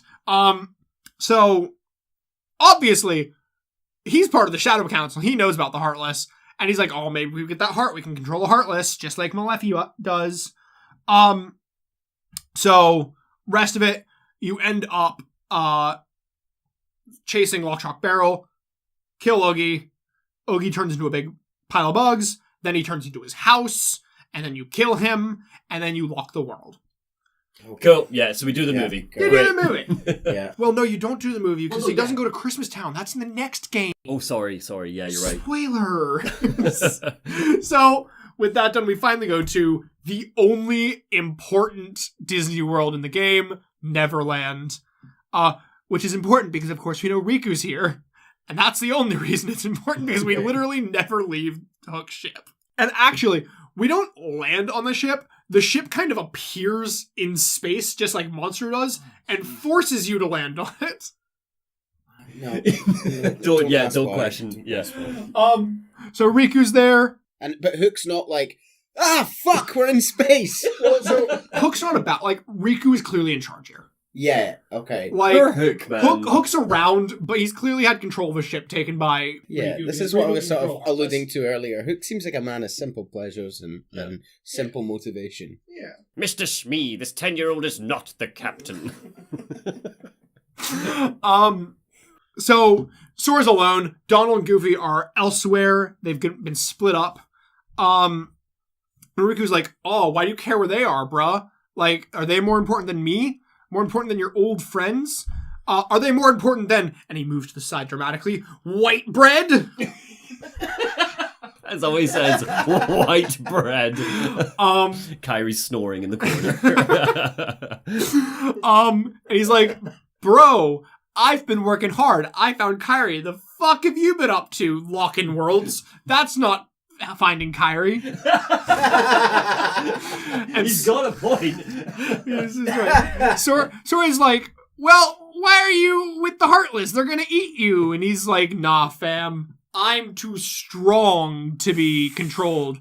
Which he definitely isn't already, being No, siree. And Donald's like, does she have a key? No, Donald's in jail right now. Donald's been thrown in the brig where Captain Hook also throws Sora after Riku commands him I to. thought you meant unrelated to this world. He'd finally been caught for his crimes. He'd been corrupt for years running the kingdom. Like he's been the shadow leader of Disney Council. No, he's just been amassing keys and wealth and... But Hook's all, well, I don't like this brat ordering me around, but oh well, the Heartless will eat him, and I'm not dealing with the Heartless. I've got stuff to do. So down there, Pete and Tink, worst boy, Petey boy, is like, there's two girls. And Tink's like, girls, not for you. Oh, well, yeah. Not for you, child. And two girls? There's two girls. Who are the two girls? Well, presumably Wendy and Kyrie. Oh, sorry. Are you forgetting that Wendy is Petey's girl? Yeah, I'm forgetting that we're doing the movie as well. Yeah. Okay, yeah. Well, kind of. Kind of. So, they do ultimately find kind of the brig where Wendy and Kyrie are. It's kind of like they can see the grate above that's in the floor, and they're underneath the cell, and they can see Wendy, and Wendy's awake, and Sora's like, is there another girl in there? And she's like, yeah, but she's having a nap. Just leave her alone. Elsewhere, Riku and Captain Hook are chatting, and Riku's like, bruh, get the fuck rid of Wendy. She ain't even a princess of heart. We don't need her. But of course, Hook wants her so he can deal with... What? Just written, Hook demands to know what makes the Seven specifically so special, only for Riku to be like, IDGAF, as long as I get Kyrie's heart back. Hook don't think it worked like that. Hook prop right. Yeah, you're grand. Let's move on. Yeah, that sums it up. So, back in the cell, Kyrie is there. Kyrie's having a nap. And Sora's like, Kyrie! And of course, right as he says that, Kyrie gets dragged away, and you kind of see her feet get dragged away from the grate. Massive shoes which is why we had to be under her with a grate, so we could get the shot of her shoes disappearing. Gasp. So, Riku leaves through a dark portal, and summons Dark Sora, which is apparently a thing he can do. Oh, yeah. But it's not really anything to do with Sora. No. It just looks like Sora. It's never explained. It never comes up in a future game. It's just a mess of them, I guess. I think they saw Dark Link and they were like, yes, let's do that. Yeah. Riku's taken him over to Maleficent's castle, which we finally revealed to be called Hollow Bastion. Ooh. Or, more specifically, the ruins of Hollow Bastion. So then Hook has Tink, blah, blah, blah, tries to get the Keyblade. Doesn't matter. Hook falls to the TikTok croc. What? And... Are we back in Neverland? Yeah, No, we're in the ocean outside, right? We never left the boat. But the boat was in space. Well, no, the boat's in Neverland. Oh. The boat landed in Neverland. Oh, okay, good. Okay. We don't question why the boat's in space. We don't know why the boat's in space. I won't, I promise. So after you beat him, you fly back to London, where it's revealed that the whole time, the keyhole was never in Neverland. It was in Big Ben. Right. No, don't. Just a sad acceptance. Yeah. Neil, we're not even done with the first of 9 games. I know. I don't want to We can't be losing hope this early. We can't be losing hope this early. I completely forgot about that. So yeah, thank you. That answers my Earth question. Yeah. No, because is this our Earth? That's a good question. Let's move on. I think there's a Heartless boss in London. I don't know why. All you need to know is that if a place happens in a movie, it will be part of an encapsulated world. So this London is encapsulated with Neverland in the world Neverland. Gotcha. Chase, let me tell you, there's a few heartless bosses in London. From Westminster. Got him. Not recovering from that. So, we cut back. Remember when we went in Monstro and you had the flashback to the cave? And they're like, oh, we're going to go meet the new girl. We get that scene again. But this time, it cuts a bit... It goes a bit longer. Sora leaves running to meet the new girl, and Riku looks back, seeing that now in the side of the cave wall is that wooden door from the start of the game, and the wooden door has a keyhole. It is revealed. There you go. There's the reveal. Oops, I spoiled. Sora looks the same age. That, This flashback. that is Sora when I think he's like 7, 5, something like that. Cool. Yeah. Riku arrives in Hollow Bastion with Kairi. Maleficent's like, yo, bro, why'd you bring her without a vessel? That was way too close to the darkness. You're gonna fall to the darkness. Stop that. And they hear a roar from behind them. Maleficent explains that there's a castaway running around the castle who didn't lose his heart when they took the Princess of Heart from his world. And Maleficent awakens Riku to his full power as he glows green with evil. And jealousy, presumably. Right? Maleficent's Green? Yeah. Maleficent's magic has a green motif. Oh shit, you're right. So, presumably, he glows with Maleficent's magic. Who's the castaway running about the castle? We'll get there. Oh, okay. Don't ask future questions. Oh, I know this. I know this. Also, Sorry, you should know this. Yeah. I definitely know this, yeah. So back with Sora and the Goober Boys, they have a chat about not being scared and believing in each other. Sora has a flashback, which is not of his memories, and he's a bit confused as to why he has it, but it shows Kairi with an old woman, where we get actually important exposition lore dumps. So, long ago, everyone lived in peace in the light. But as with peace, it was broken when the people of the world began to fight over the light. Back then, there was only one world. There weren't separate worlds, and there weren't barriers. There was one world living in peace under the light. But because there were no barriers, they began to fight over the light.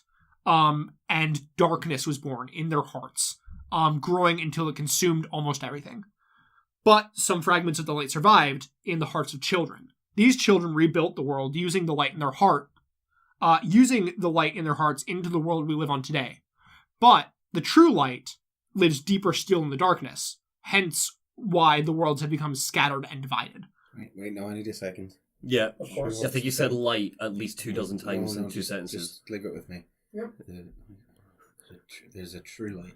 So, there's the true light. There's also the light in the hearts of children, which came through the darkness and rebuilt the world. Okay.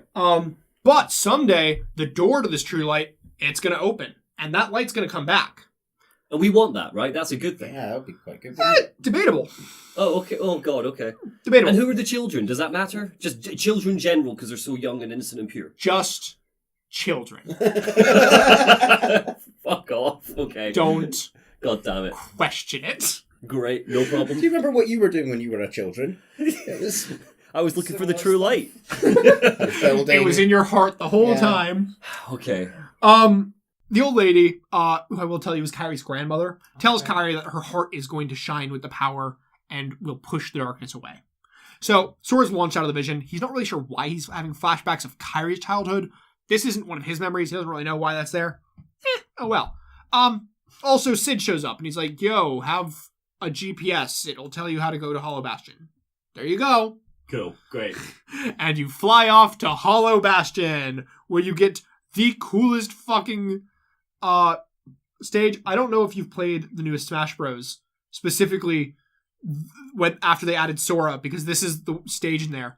So also, remember when Sora, back in Tarzan's world, saw that picture of the castle? He's like, I recognize that castle. Well, he similarly recognizes this castle. Right. For some reason. Are they the same castle? It's implied. Right. It is implied that it's the Why same does castle. he... Do you have that? Are you going to tell us that later? Okay. You need to stop asking future questions. Sorry, yeah, I don't... Yeah. So this is the castle with the big door in it. There's a big door somewhere. But it might not be here. This is where Maleficent's been hanging out, is it? This is where Maleficent's been hanging out. Right. They're in the ruins of Hollow Bastion. But he says there's a warmth in his heart, to which Donald replies, probably just hungry. Haha. Donald's such a prick. Just because you don't know the light and warmth of friendship, you duck fuck. It kind of zooms forward, and up on the top platform is Riku, and he's fighting off the Beast! Riku's like, how'd you get here? And Beast's like, I believed really hard. Oh, we've been flying around this sticky piece of shit spaceship. He's like, well, it's not that he did that, it's that Belle was taken, and he believed really hard and somehow came with Belle. Because Belle's Princess of Heart, of course. But Beast tries to attack Riku, but he's too cool, and he has a sick backflip and slashes the Beast. And he now has this weird sword, and it looks like a bat wing and has an eyeball on it. It's pretty dope. I think that rings a bell, actually. The Batwing eye sword, weirdly.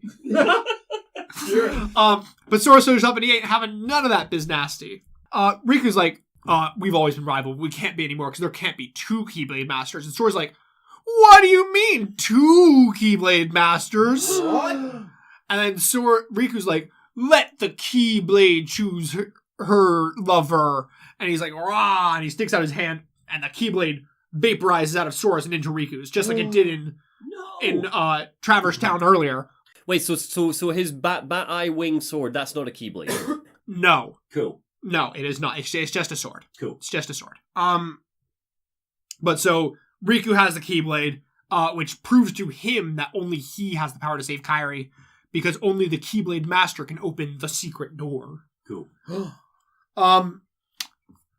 So Riku gives him some sass. He's like, you're just the delivery boy, and throws him like a wooden sword. He's like, play with that. Oh, awesome. Very cool. Oh, Yeah, what I a like that. dick. Good I like villain that. move. And then those fucking cunts, Doobled and Goober, are like, sorry, you don't have a key. We're out! We're out! We're out! They don't actually leave. No, they straight up leave. They go with Riku instead. They're like, we're only here for the key, man. We don't need anything else. I thought this was a game about the power of friendship. Well, they're not. What message is it for the children if your Disney idols are there going, fucking, I'm out. I've got nothing more to gain from you. Goofy does seem a bit torn up about it, at least. Yeah, But ultimately, Donald's like, Goofy, we're fucking going. We got our mission from the king. So, left alone, Sora makes new friends and teams up with the Beast. So they're besties. And now with wooden sword in hand, they ascend up the best world in this game, the castle at Hollow Bastion. So at the top of the castle, ooh, spooky chamber. Maleficent's walking around in the spooky hallway where we can see lining the walls are all of the Disney princesses. And I count 6 there. Yes, because in the center is Kairi in a floaty vessel. And Maleficent's like, I demand the purest of hearts. Show me the keyhole. And lasers shoot out of all the princesses. Sure.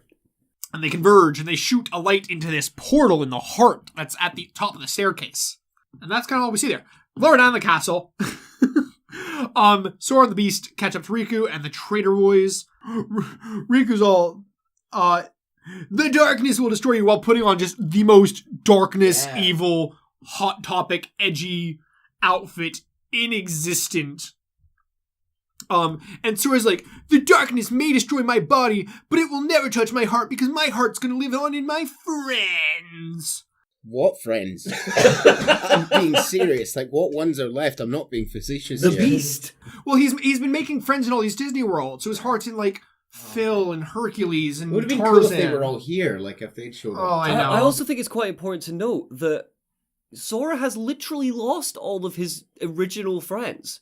Also, Riku hates him, Donald hates him, Goofy hates him, Kairi's unaware passed of out. everything that's going on. Yeah. Kairi's still friends with him. She's just unconscious. So he has no friends. Did Riku stop to change costumes? Yes. Well, I respect it. I respect it. He kind of like blobs with darkness, and the darkness goes away, and he's like in a new dark jumpsuit. Hello, darkness. A new costume. So Riku's like, "Nuh-uh, I am gonna beat your body," and shoots darkness at Sora, only to be saved by Goofy. Who's still a tit. You know, we haven't forgiven him yet. And Goofy's like, yo, I was a bit torn up about this, and, you know, I'm not going to betray Sora. We're besties. And Goofy's like, Donald, come the fuck over here. And Donald's like, well, I don't want to just be alone with this creepy edgelord, so I'll come back with you guys. Look at your face. He's so done, and we've not even finished one. I love this feeling. I love this feeling. This is the most straightforward game in the series. I was gonna say, like, in terms of it's not been particularly convoluted at all. It's there is one convoluted part that we're getting to, but it's like the only convoluted part in the game. Okay, we're getting there. But Riku's like, Sora, you don't have a weapon. How are you gonna fight me? And Sora's like, my friendship is my weapon. And the Keyblade is he's like, I don't need a weapon. And then of course, because he doesn't need a weapon, the Keyblade's like, oh well, you need a weapon, and comes out of Riku's hand and back into Sora's. Riku's like, what? And gets his old sword. He's like, I guess I'll do you fight him. He's a good boss if I remember right too. It's Not here. No? He's a bit of a pushover here. Mm. I think you fight him 2 more times. Okay. You just kind of keep running after him and fighting him in Hollow Bastion, to be honest. Yeah, you fight him in like a big chamber room. That I remember that being really cool. That fight's so hard. Oh yeah. That fight's really hard, man. So Riku defeated. He loses his spooky jumpsuit here. Briefly comes back from the darkness and he runs off. Elsewhere in the main chamber, Riku's like, the Keyblade was mine, which. I mean, it was for a minute. Technically more than a minute, but we're not gonna get to that. Oh. And to comfort him in his sadness, a mysterious robed man who we definitely didn't see at the start of the game, shows up and he's like, your heart is strong and true, so it will win back the Keyblade. But he can get more powerful if he gives himself into the darkness, if he becomes the darkness. And Riku glows with darkness. Spooky. Good voice. I appreciate that. Yeah. Thank you. Riku runs after Maleficent after this. And we now hear that every time he's talking, it's not his voice anymore. Or it's not exclusively his voice. It's like his voice overlaid with a second, considerably more evil sounding voice. Right. And Riku's like, the path has emerged at last. And if they unlock the keyhole, then Heartless will overrun the world. And Maleficent's like, nah, I'm good though. I'm so powerful. I'm going to use this darkness, and I'm going to rule over every world. Cool. But the Heartless destroy worlds. Well, yeah. So what's she ruling over? She doesn't care if they're in the realm of light or the realm of darkness. She'll rule over them in the realm of darkness. She just wants the land. Okay. She's a landowner. It's pure property. Landlord. She's a landlord. Landlord Maleficent. The ultimate villain is capitalism. Every story, when you boil it down. She doesn't really care about the citizens. It's a power trip. Real estate. So Riku, he pulls out a new dark Keyblade.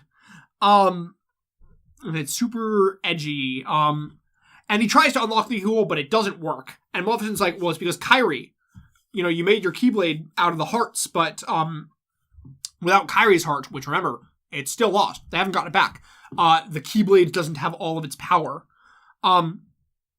So there are now 2 Keyblades, when before we were told there could only be 1 Keyblade. So, as of this point, we were never told, but we were kind of... It was implied that Sora's was the Keyblade. So this is a shock when this happens. So the Keyblade that Sora has is this sort of just eternal weapon key that is just been around and will appear, at appropriate points to the chosen one. This one that what's his name? Riku has. Is this been manufactured? Is this? Yeah. So this one, and to get into some deeper lore that I think came from one of the books, this is called a Keyblade of Heart, and it was created from the hearts of the 7 princesses. Okay. Cool. Because actually... But right now there are only 6 in it. Right? Exactly. Because what's actually... it's not ever said in game, but only a Keyblade of Heart can unlock the final door. So Sora's Keyblade never could have fucking done it. Oh. Wait, so what was the plan if this didn't happen then? Who knows? Okay. We're not going to question it, but cool. But Sora's Keyblade never could have done it. It always needed to be a Keyblade of Heart, which, well, to be fair, they've always been saying that they needed the 7 princesses to unlock the door. Oh yeah, so probably the idea would be Sora. They just wanted to get rid of the Keyblade wielder because he was locking all their worlds. Cool. He was stopping their plans. He was just kind of a pain more than anything to them. Cool. The only one who really cared about him was Riku. Cool. No problem. Sora shows up, And Maleficent goes to deal with him, turning... she flies around, you fight her, shoots darkness, and Riku reappears in front of Sora. Sora recognizes that Riku now has a Keyblade, but Riku tells him that it's different and that this one can unlock people's hearts. And then, of course, to prove his point, he instantly stabs Maleficent in the chest, filling her up with that sweet, sweet darkness. Yes. Yes. So using this, Maleficent turns into a dragon, which you instantly kill. After she dies, she remains as just her robe on the floor. Right. And that's important. Oh. I let Obi-Wan. Keep that in mind. She's force ghosted. Yeah, no body, no death. It's Scream rules. If they don't get shot in the head, they're coming back. Well, let's be real. Even if your body dies in Kingdom Hearts, are you really dead? Are you really dead? So Riku's like, she was just a puppet to the darkness. She didn't know that the darkness was eating away at her hearts. And then he runs away. Where you find him in the princess hallway with Kairi at the top of the stairs. Riku, who his voice isn't overlaid anymore, it's now just entirely the evil voice. Right. Is like, she's not going to wake up because she lost her heart. And Sora's like, you're not Riku. Sure. So, Riku then tells Sora that the keyhole can't be completed as long as the last Princess of Heart still remains sleeping, revealing finally to Sora that Kairi is in fact the final Princess of Heart. What? Gasp, shock, horror. However could we have predicted this? Sora's like, whoever you are, get out of my Riku! And it's like, nah, Sora, first you gotta give back Kairi's heart. And Sora's like, what? And Riku points the Keyblade of Heart at him, and Sora glows. And Riku reveals that Kairi's heart has been inside of Sora this whole time, which now we need to cut back to explain a thing. When she passed through him. Oh my god, you actually got it. Good job. Has he been like struggling to breathe? What am I saying? He doesn't have a respiratory system because they don't breathe out. There's not blood, it's magic, which means there's no need to oxygenate it, so they don't need to breathe. So it's they only crystallize when they leave your body. Don't worry about it. Is that because of the papal fruit? Because he gave her the pap. No, they haven't. No, he didn't get the chance to, did he? He never gave her the papal. I got to admit, I thought there was going to be a twist that Sora and Riku ended up sharing the fruit, and that's why there was. You are the entire fan base right up until they were disappointed. I know, yeah, but I would love that. Would obviously never thought that was coming. I that would be wonderful, but I meant more in less of a romantic love and in more of a we are destined to be together. It doesn't have to be in a romantic sense, you know. I get you. You know, Yeah. as wonderful as that would be. Sora, after this is revealed, goes, Kairi's inside me? So Sora's like, who the fuck are you? You're not Riku. And the voice is like, I am Ansem, the Seeker of Darkness. No! Ansem. It's been Ansem the whole time. Oh no! So he fucking just yeets Donald away, fucking finally giving him his comeuppance, and tries to forcibly steal Kairi's heart, leading Sora to step forward and give us our final 1v1 battle, Keyblade versus Keyblade, friend versus friend, and he's hard as shit, and I've rage quit this fight so many times. Yeah. Good boss. You beat Riku, and he disappears, and the Disney fucks tell Sora to go lock the keyhole, but he can't, because it's not a complete keyhole, it's not completed. They gotta wake up Whitebread first. Right. So Sora looks down at the Keyblade of Heart that Riku left behind, and knowing it unlocks Heart, and he stabs himself. So a soft piano rendition of the opening, Simple and Clean, comes in as the Keyblade turns back into the hearts of the other 6 princesses, returning to them, and Sora and Kairi's hearts fly out of Sora's chest. Kairi's returning into Kairi, causing her to wake up, just in time to see Sora fade into sparkles and light. Where does Sora's heart go? Do we find out? Okay, well, Sora's heart has now been released. So, this isn't well explained, but essentially, when a heart leaves a body protects a heart from the darkness. So, basically what the Heartless have been doing is they just rip the heart out, and then the heart gets consumed, because a heart can't survive on its own. Right. The reason that, like, Kyrie's could and the rest of these princesses could is because they are... The Princesses of Light have no darkness in their hearts at all.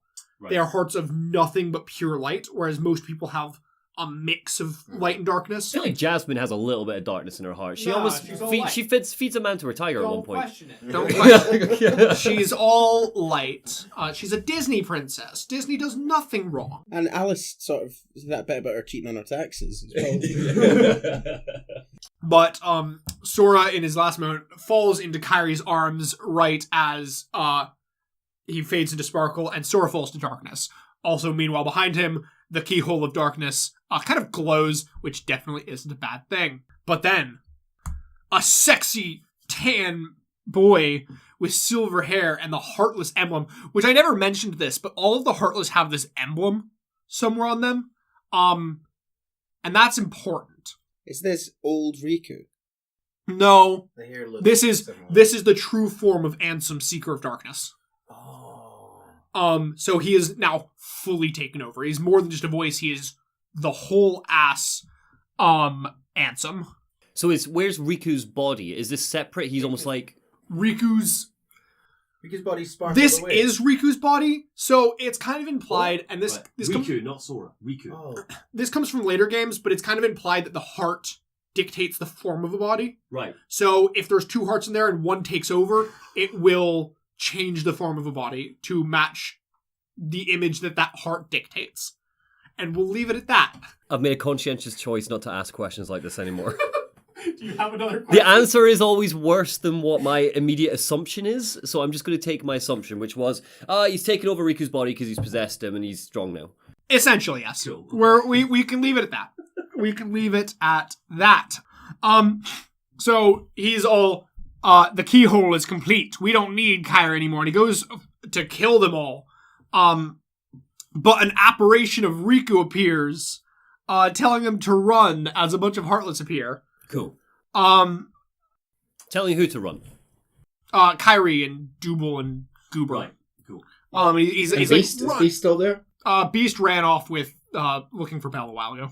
So they run, and the camera kind of watches them run down the hallway, and it zooms back, and we see one Heartless. Just one of the little grunt Heartless watching them. And then, you get to play as the Heartless!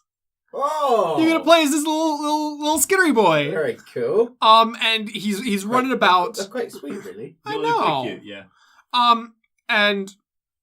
He's running about. And he's chasing after the good guys. Wait for me! Yeah. And he catches up to them, and Kyrie, it kind of stops in front of everyone, and Kyrie walks forward, and they're like, no! But Kyrie's like, no! It's Sora! It's Sora, after he became a Heartless. Why? Because when his heart fell to darkness, that turns it into a Heartless. Yeah, but why is he acting like this? Because he's a being of pure evil now. But Sora has a really strong heart, so he's retaining... But he doesn't have a heart. Well... He's heartless. Is this a don't question it? Don't question it. We're so close to the end of this game. It's a Heartless made of Sora's heart. Don't question it. So Kyrie's like, I'm gonna protect you from the Heartless, and gives him a hug, which turns Sora back into himself for reasons. Through the power of friendship. There is an actual reason. It has something to do with her being a Princess of Heart, but I'll be honest, I don't remember it, so I'm not going to go into it. It's fine. Doesn't sound important. No. It's not important to the important plots. Cool. So they hug it out, everyone claps, and the Beast shows up. The Beast shows up, and he's like, I'll fend off the Heartless, go to Traverse Town. So you go back to Traverse Town. Wait, what? I don't remember this. Yeah, right, I thought it's final boss time. Is this not the end of the game? You take a brief, 5-minute pit stop in Traverse Town to have, God. one cutscene. Okay, cool. Basically, you go back to drop Kyrie off somewhere that isn't the center of evil. Cool. And for her to have a cute little moment in the sewer cave, where she's like, I want to come help, and he's like, no, we'll always be together, and she gives him a charm, saying that this charm represents our promise that he'll come back. She's like, promise that you'll give me back this charm one day. Cool. And he's like, I promise. What does the charm look like? It looks like a powder fruit. Cool. But it's made out of shells, which is an important thing. This is like Destiny Island tradition that they create charms made of shells. Cool. That look like the power fruit to give to people they care about. I'm just gonna read out this note. So, this is very clearly a 3 a.m. note. Kairi tells him they got to go save Riku, but he's all, nuh-uh, you are a girl and no girls on adventures. This is big boy time. Kairi, taking all the credit, says that they only made it this far because they stuck together. Ha, get it? Because she was in his heart. Ha. And Sora tells her that she'd be in his way. He straight up is like, you're in my... Or... And she's immediately regretting giving him this necklace. No. Sora's like, you're in my way. And she's like, ha. Okie dokie, Sora Poo.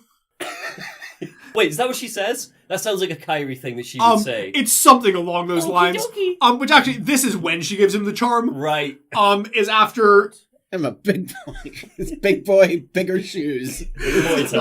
She's like, bring it back to me, and every death flag shoots up at once. I'm off to fight a guy with a key with my duck and my cow. Now we go back to the final Hollow Bastion.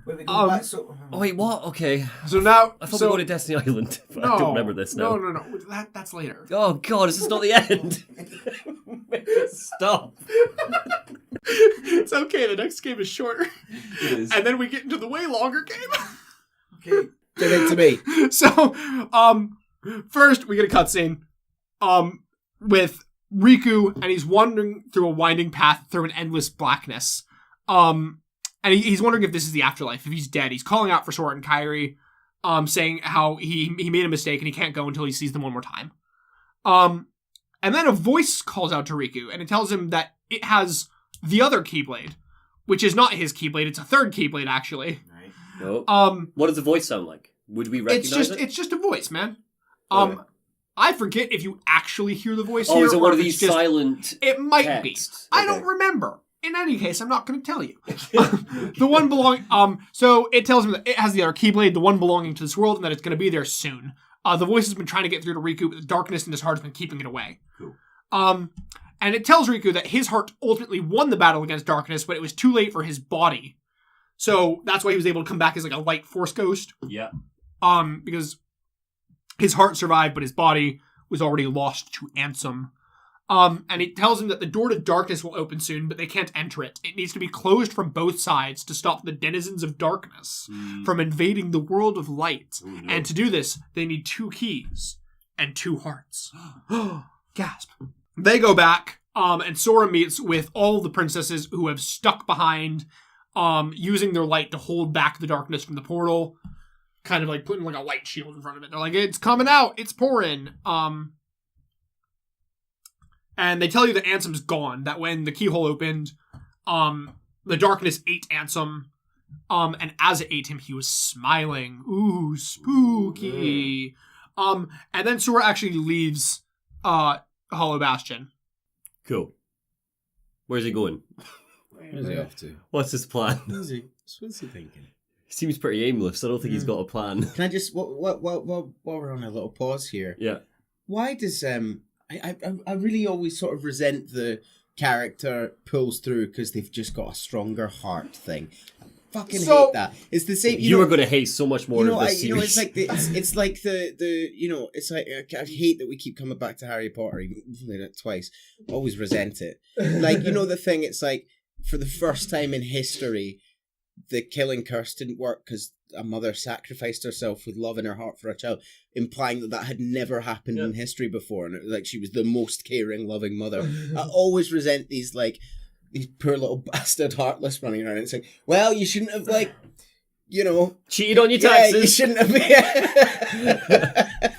Yeah. So, I feel like I forgot to document this. Technically, all the Final Fantasy characters are there as well. Cool. The whole gang. Yeah, everyone's there. And they're like working the machine or something. I don't know. Some shit like that. Okay. So, and they're the ones who actually send you to the final, or the end of the world. End of the world. Which is a desolate void at the edge of the universe. Which is a place where the final remains of the world's destroyed by the Heartless laid. Which is not how it works, but okay. Kingdom Hearts 1. Everything gets retconned in this game. That's fine. So it kind of just looks like a bunch of scattered island pieces floating. So I have this part highlighted. It's the first part in my script I have highlighted because it's the most important part. Right. Along the way to Ansem, we find the single most important room in the game. More important than any of this King Hearts bullshit Keyblade Darkness. And it's this machine. This machine right here that I feel like only 10% of the audience will recognize. Yeah, I don't know what this is. I would be shocked if you did. But you need to know it. It's important. Okay. What's in it? What does it do? So it's just a machine. And it's got this glowing orb in the center and like 6 pods around the bottom. And a little terminal at the base. Right. And examining it will bring up dialogue saying the scattered darkness is to come together to ravage and destroy all worlds to create the great heart. One heart to bring them all, and in the darkness bind them. Kingdom Hearts. It does not say that. I took artistic liberty. Yes. And Kingdom Hearts contains a great darkness. Is this a Xehanort thing? No. This is a Phase 2 thing. Oh my god. This is a Union Cross thing. Jesus, okay. This is a Union Cross thing. Are you going to tell us today or tomorrow what this does? No. You just need to remember it. I'll come back to it later. Okay. Whenever we do the Phase 2 video one day. Okay. But it talks about the progeny of darkness to return to his eternal darkness once the bearer of light opens the path. Right. 7 hearts, 1 keyhole, 1 key to the door. The door to darkness tied by 2 keys. The door to darkness to seal the light. 1 ring to rule them all. Essentially. So it does a bad thing. Yeah, it does a bad thing. Scary machine. I will leave you with just giving you its name. This is the Ark. Okay. I'm not going to tell you anything else about it. Okay. So, you keep going, and basically you're kind of going through portals deeper into the darkness, and you find Chernobog. And he has the best music because it's from Fantasia. And it's not important. I just wanted to include him because he's cool. So at the end, you find a lone door. Approaching, you hear a voice telling you that this will be your last haven, warning of impending doom ahead. You pass through the door and find yourself on Destiny Islands! What? But I thought it was thrown into darkness. Well, we're in the darkness now. Oh, We've been going deeper and deeper and deeper into the darkness to get here. Is it all dark? Is it all gloomy and dark and miserable? Not at first. Okay. Does become. You look around again, and you eventually go to the cave, which I'll tell you the cave's right there. Mm-hmm. That's where the cave is. Okay. And you hear again, the world has become connected. And as you hear that, that's when the world starts breaking apart. Oh, okay. And parts of it fade. Crystals of darkness jut out from trees. And at the edge of the island is Ansem. For some reason, in the form of Dark Riku. For reasons. Okay. And this is the part from the opening movie trailer when, like, Dark Riku's in the water and the wave comes over and Sora, like, runs to him. Oh, okay. Because the entire opening movie trailer spoils the entire game. And it's great. I love it. So, he says that to a heart seeking freedom, this island is a prison surrounded by water. And so this boy sought an escape from his prison. He sought a way to cross over worlds, and he opened himself to darkness. So Riku brought the darkness to Destiny Island? Yes. Because he wanted to leave. Yeah, I remember that at all. Jesus. Because he wanted to leave. Yeah. And whilst this seems a bit at harsh. least in Kingdom Hearts 1 canonicity does reference Riku, it could be read very differently in the context of later canonicity. Okay.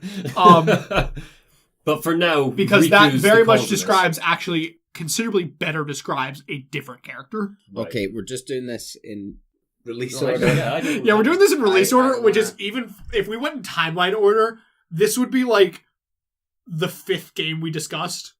Yeah, you looked at me as if I was about, I don't know what's happening right now. So, Riku form shifts back into Ansem, Seeker of the Darkness, who tells Sora that Riku's heart belongs to the darkness and can no longer be reached.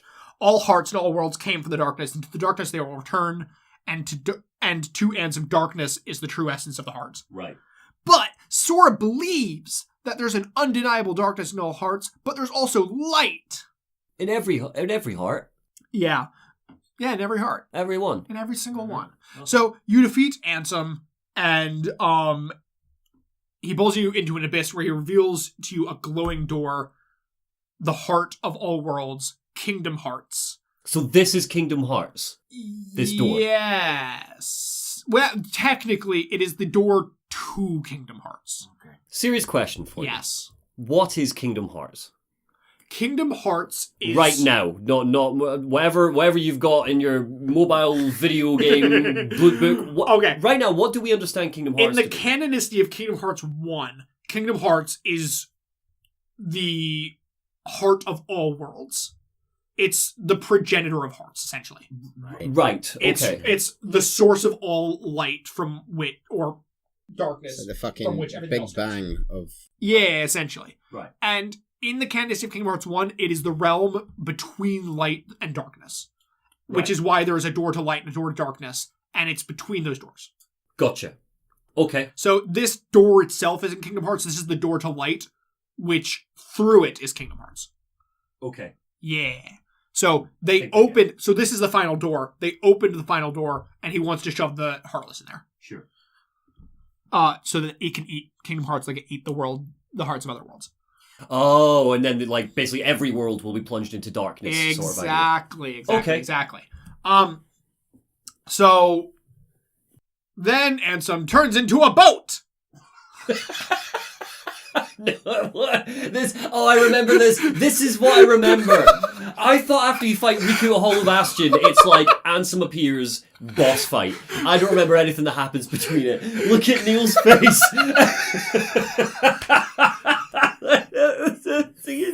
There he is. Hop on my fleshy back. Let's go for a ride. Is it really a Final Fantasy game if it doesn't end in a fight against God? Looking grotesque. Look at him. You can see, like, yeah, Ansem's up there. Ansem is turned into, like, an angel that is, like, fused into the top of a demon on top of this boat. Yeah, let's go on. But he shoots you out of the sky, or you shoot it out of the sky, and as it falls, you hear Riku's voice teasing him, asking if he's giving up already, and that he knows Sora's stronger than that. Nope. Sora flies up out of the abyss and engages the aircraft carrier. Aircraft carrier. As well as Ansem, who is now flying around shirtless. Yeah. Because we need to see those rippling abs of darkness. Upon defeat, they all explode, and Ansem returns to his normal form. We are so close to the end of this game. Ansem then tells Sora that his efforts are futile. The Keyblade alone cannot seal the door to darkness. And he reaches out to Kingdom Hearts. He's like, fill me with the power of darkness. But as the door begins to open, Sora's like, you're wrong. I know that, without a doubt, that Kingdom Hearts, and it flashes to Ansem, is light. And light pours from the door. Ansem screams, is devoured, and is no more. Oh. Suck a dick, Ansem. Suck a dick, Ansem. Cool. We win. Wow. But he was right. You can't close the door with one keyblade. So the door's still open. The Heartless can still get in there and fuck shit up. So now what? Well. It's Sora goes up and he's like trying to push the door closed, and he can't do it. It's not closing. But suddenly a hand comes out and it's like, don't give up, Sora. And it's Riku. What? And he's like, yes. We can do it together. Yay. And Friends. Together they close the door. Yes. But as they're closing the door, a bunch of dark sides, because there's many dark sides now, come up from behind Riku, and they're gonna go get him. But then Mickey shows up, and he's like, "I have a Keyblade." Where have you been, you listless wank? Look Where at this have you fucking been? rat. Also, I would like to put this out here now because it's incredibly important for future canonicity. Please note that he is shirtless.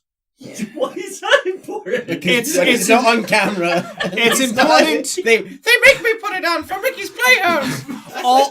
all that you need to remember is that in Kingdom Hearts, don't worry, I'll come back. I'll re-explain this when we get to when it's important. But Mickey is shirtless, and I really need you to remember that. Free the nip. It's not important. What? Honestly, can we just? I know we're close to the end of this. What a useless piece of shit. What's he been doing? Where's he been? Sora closed all the world. He's been looking for this Keyblade. Why? Where was it? It was in the realm of darkness. No, why? So this is a Keyblade of darkness, and you need, in order to close the door, he needed the Keyblade of light, which is Sora's Keyblade, and the Keyblade of darkness, so that they can both close the door from its respective sides. Could you have done... One of light and darkness. So you couldn't have closed this door with the Keyblade of Hearts? No. You can open it with it, but you can't reclose it. Okay, I would like to give Mickey a little bit of defense here, which is the letter he leaves Donald and Goofy at the start would be a million pages long to explain everything you've just explained to make this remotely make sense. Oh, guys, I've had to go get my Keyblade for the Realm of Darkness. What? Like, what the fuck is happening, Mickey? He also had a little sojourn where he found... I'm a cartoon cow! I don't know where I am. Technically, he also had a small sojourn where he found Aqua, but we're not going to go into that. Oh. Who's Aqua? I don't know who that is. No. So Mickey's like, Sora, close the door, and Sora's like, But you're in there, and Riku's in there, and he's like, don't worry, there will always be a door to the light. So, Sora and Riku are like, I'll see you later, bro. Oh. We're friends again. And they close the door, and as it closes, it fades into nothingness. It's gone, it's closed, and Sora, Donald, and Goofy, as it closes, we see that they're on that path that Riku was on before. The one just wandering through darkness. So Sora looks back and he sees that Kairi is stood on the remains of Destiny Island. He rushes out to her as the island starts drifting apart, because one thing I forgot to mention is that when Ansem was defeated, it was kind of implied that all the worlds would go back to where they were. Why that happens? Who knows? That's not how things should work, but whatever. Okay. So all the worlds go back to normal, and he sees her on a piece of Destiny Island as it drifts back. For some reason, he doesn't jump on it because he needs to go find Riku. And he's like, go back to Destiny Island where you'll be safe. I'll come find you one day. And then the barriers return and Sora is gone forever. Forever. Flash forward some time and we see Sora, Donald, and Goofy walking along a nice green path. Sora's like, oh, we need to find Riku and Mickey. And then Pluto appears. What? And he has a new letter with that fucking rat seal. And then he runs off into the hills and the trio chases them off onto their next adventure. Roll credits. Roll credits.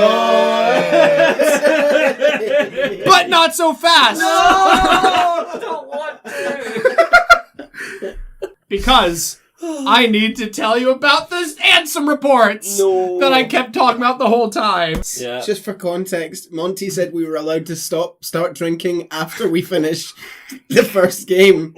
How long are the reports? It's like one. Okay. Like one page. Cool. Yeah, just hit us with them. So I'm going to hit you one after another. There are 13 reports in total. So, report 1. Ansem is seen by the world as a sage who has saved them with his knowledge, but he fears that he needs to know more about the darkness born in people's hearts before it consumes all. Cool. Report 2. He conducted experiments where he ripped the hearts out of children and cultivated darkness in them. Jesus Christ. Ansem's kind of a terrible human being. Oh, all right. He is an awful human being. He just did a shit ton of child experiments. Okay. That becomes more relevant later. So he kind of notes that human hearts are really fragile. And in the basement of his castle where he's been discarding the husks of empty hearts, shadowy beasts have been forming from them. Cool, so he's learning about the Heartless being created from it. Okay. Yes, because in Report 3, he names them the Heartless, and notes that they don't have emotion and are multiplying. Report 4, he gives them child sacrifices and notes how they thrive on them. What's happening, Chase? I told you the Ansem Reports are great! This is a Disney game. Yeah. Oh my god, all This right. is the supplemental material they managed to sneak in past Disney. I will say, I am not 100% sure if these were in the original 2002 release of the game. These may have been added into the later PS4 HD remake. Right. To tie it better, because in later games they absolutely added additional scenes to kind of smooth over the retconning and make things feel like they had been part of canon the whole time. Do you think anybody at the House of Mouse is aware that these reports exist in their friendship? I think if you look into it, you might find out that Walt was a big fan of child sacrifice. It's true. Little I know about him, probably right up his street. Also, there are much worse things in this game. This is still tame compared to where we get later. Yeah, it's normally like horrible things are coloured with. Okay, number 5. Yeah, sorry, yeah, I want to get drunk. Yeah, let's go. Okay, this is gonna get so bad when we're drunk. So number 5, observing a Heartless one day, he falls into the depths of a castle where it makes a door appear that Ansem has never seen before. On the other side, he sees a massive energy. That night, he sees a meteor shower, which he questions if is related to him opening that door. Okay. 6. Noting that the Heartless are drawn to the energy behind the door, he hypothesizes it to be the heart of the planet and questions what the Heartless want with it. Okay. 7. Studying pieces from the meteor shower, he notes how they're elastic and meld to each other easily. He notes them to be foreign to this world and it excites his curiosity about worlds beyond his own. Cool. 8. For the sake of continued experimentation, Ansem creates a machine to artificially create Heartless. He notes that this may be a step in artificially creating a heart. The artificial Heartless are near identical to those created naturally, so to differentiate from the Heartless that created naturally, so to differentiate his Heartless, he puts an emblem on them. Right. Which is okay. The wee red and black one. Yeah, that emblem. So he is an artificial Heartless. This being. He himself is a natural Heartless, but he rules over the artificial Heartless. And he's been creating artificial Heartless. Okay, that's fine. No, I'm not okay. I'm sorry, no, I'm just genuinely not following. So, there with him, there are Heartless and... So, Heartless are a naturally occurring denizen of the darkness. That's why I remember back all the way at the start when I said Darkseid was a pure-blooded Heartless. Yeah. So, those, the small skittery boys... Those are pure blood. They are created purely from darkness and from hearts being lost. However, you face a shit ton more variations of Heartless, and including all the bosses that all have these emblems. Right. These are all Heartless that Ansem has been artificially creating. So the majority that you fight throughout the game in this first one are artificial ones? Yes. Yeah. The majority.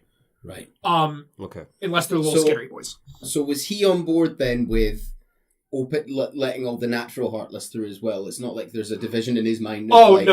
He just the artificial were just he in an experiment and he can control the shit. Right. Okay. But he doesn't necessarily think they're better than the natural ones or as long as they're there, he's happy. Yeah. Right. I think that he can control those ones and he can't control the natural ones. I think, but I might be wrong about that. Wow. Number 9. He meets a visitor from another world, a king who came in a ship made out of the meteor pieces, which we learned to be called gummy blocks. Great. Does he describe the king? Is it King Mickey? It's King Mickey. Thank you. I don't think it describes it, but it's King Mickey. Cool. So discuss a lot of topics, most interesting of which is the Keyblade, which holds phenomenal power. He notes how it must be related to the door he opened, and he needs to know more. Does it say? Yes, it does say here. Number 10. The darkness and the heartless both comes from one's heart, so the core of a world is the world of a heartless.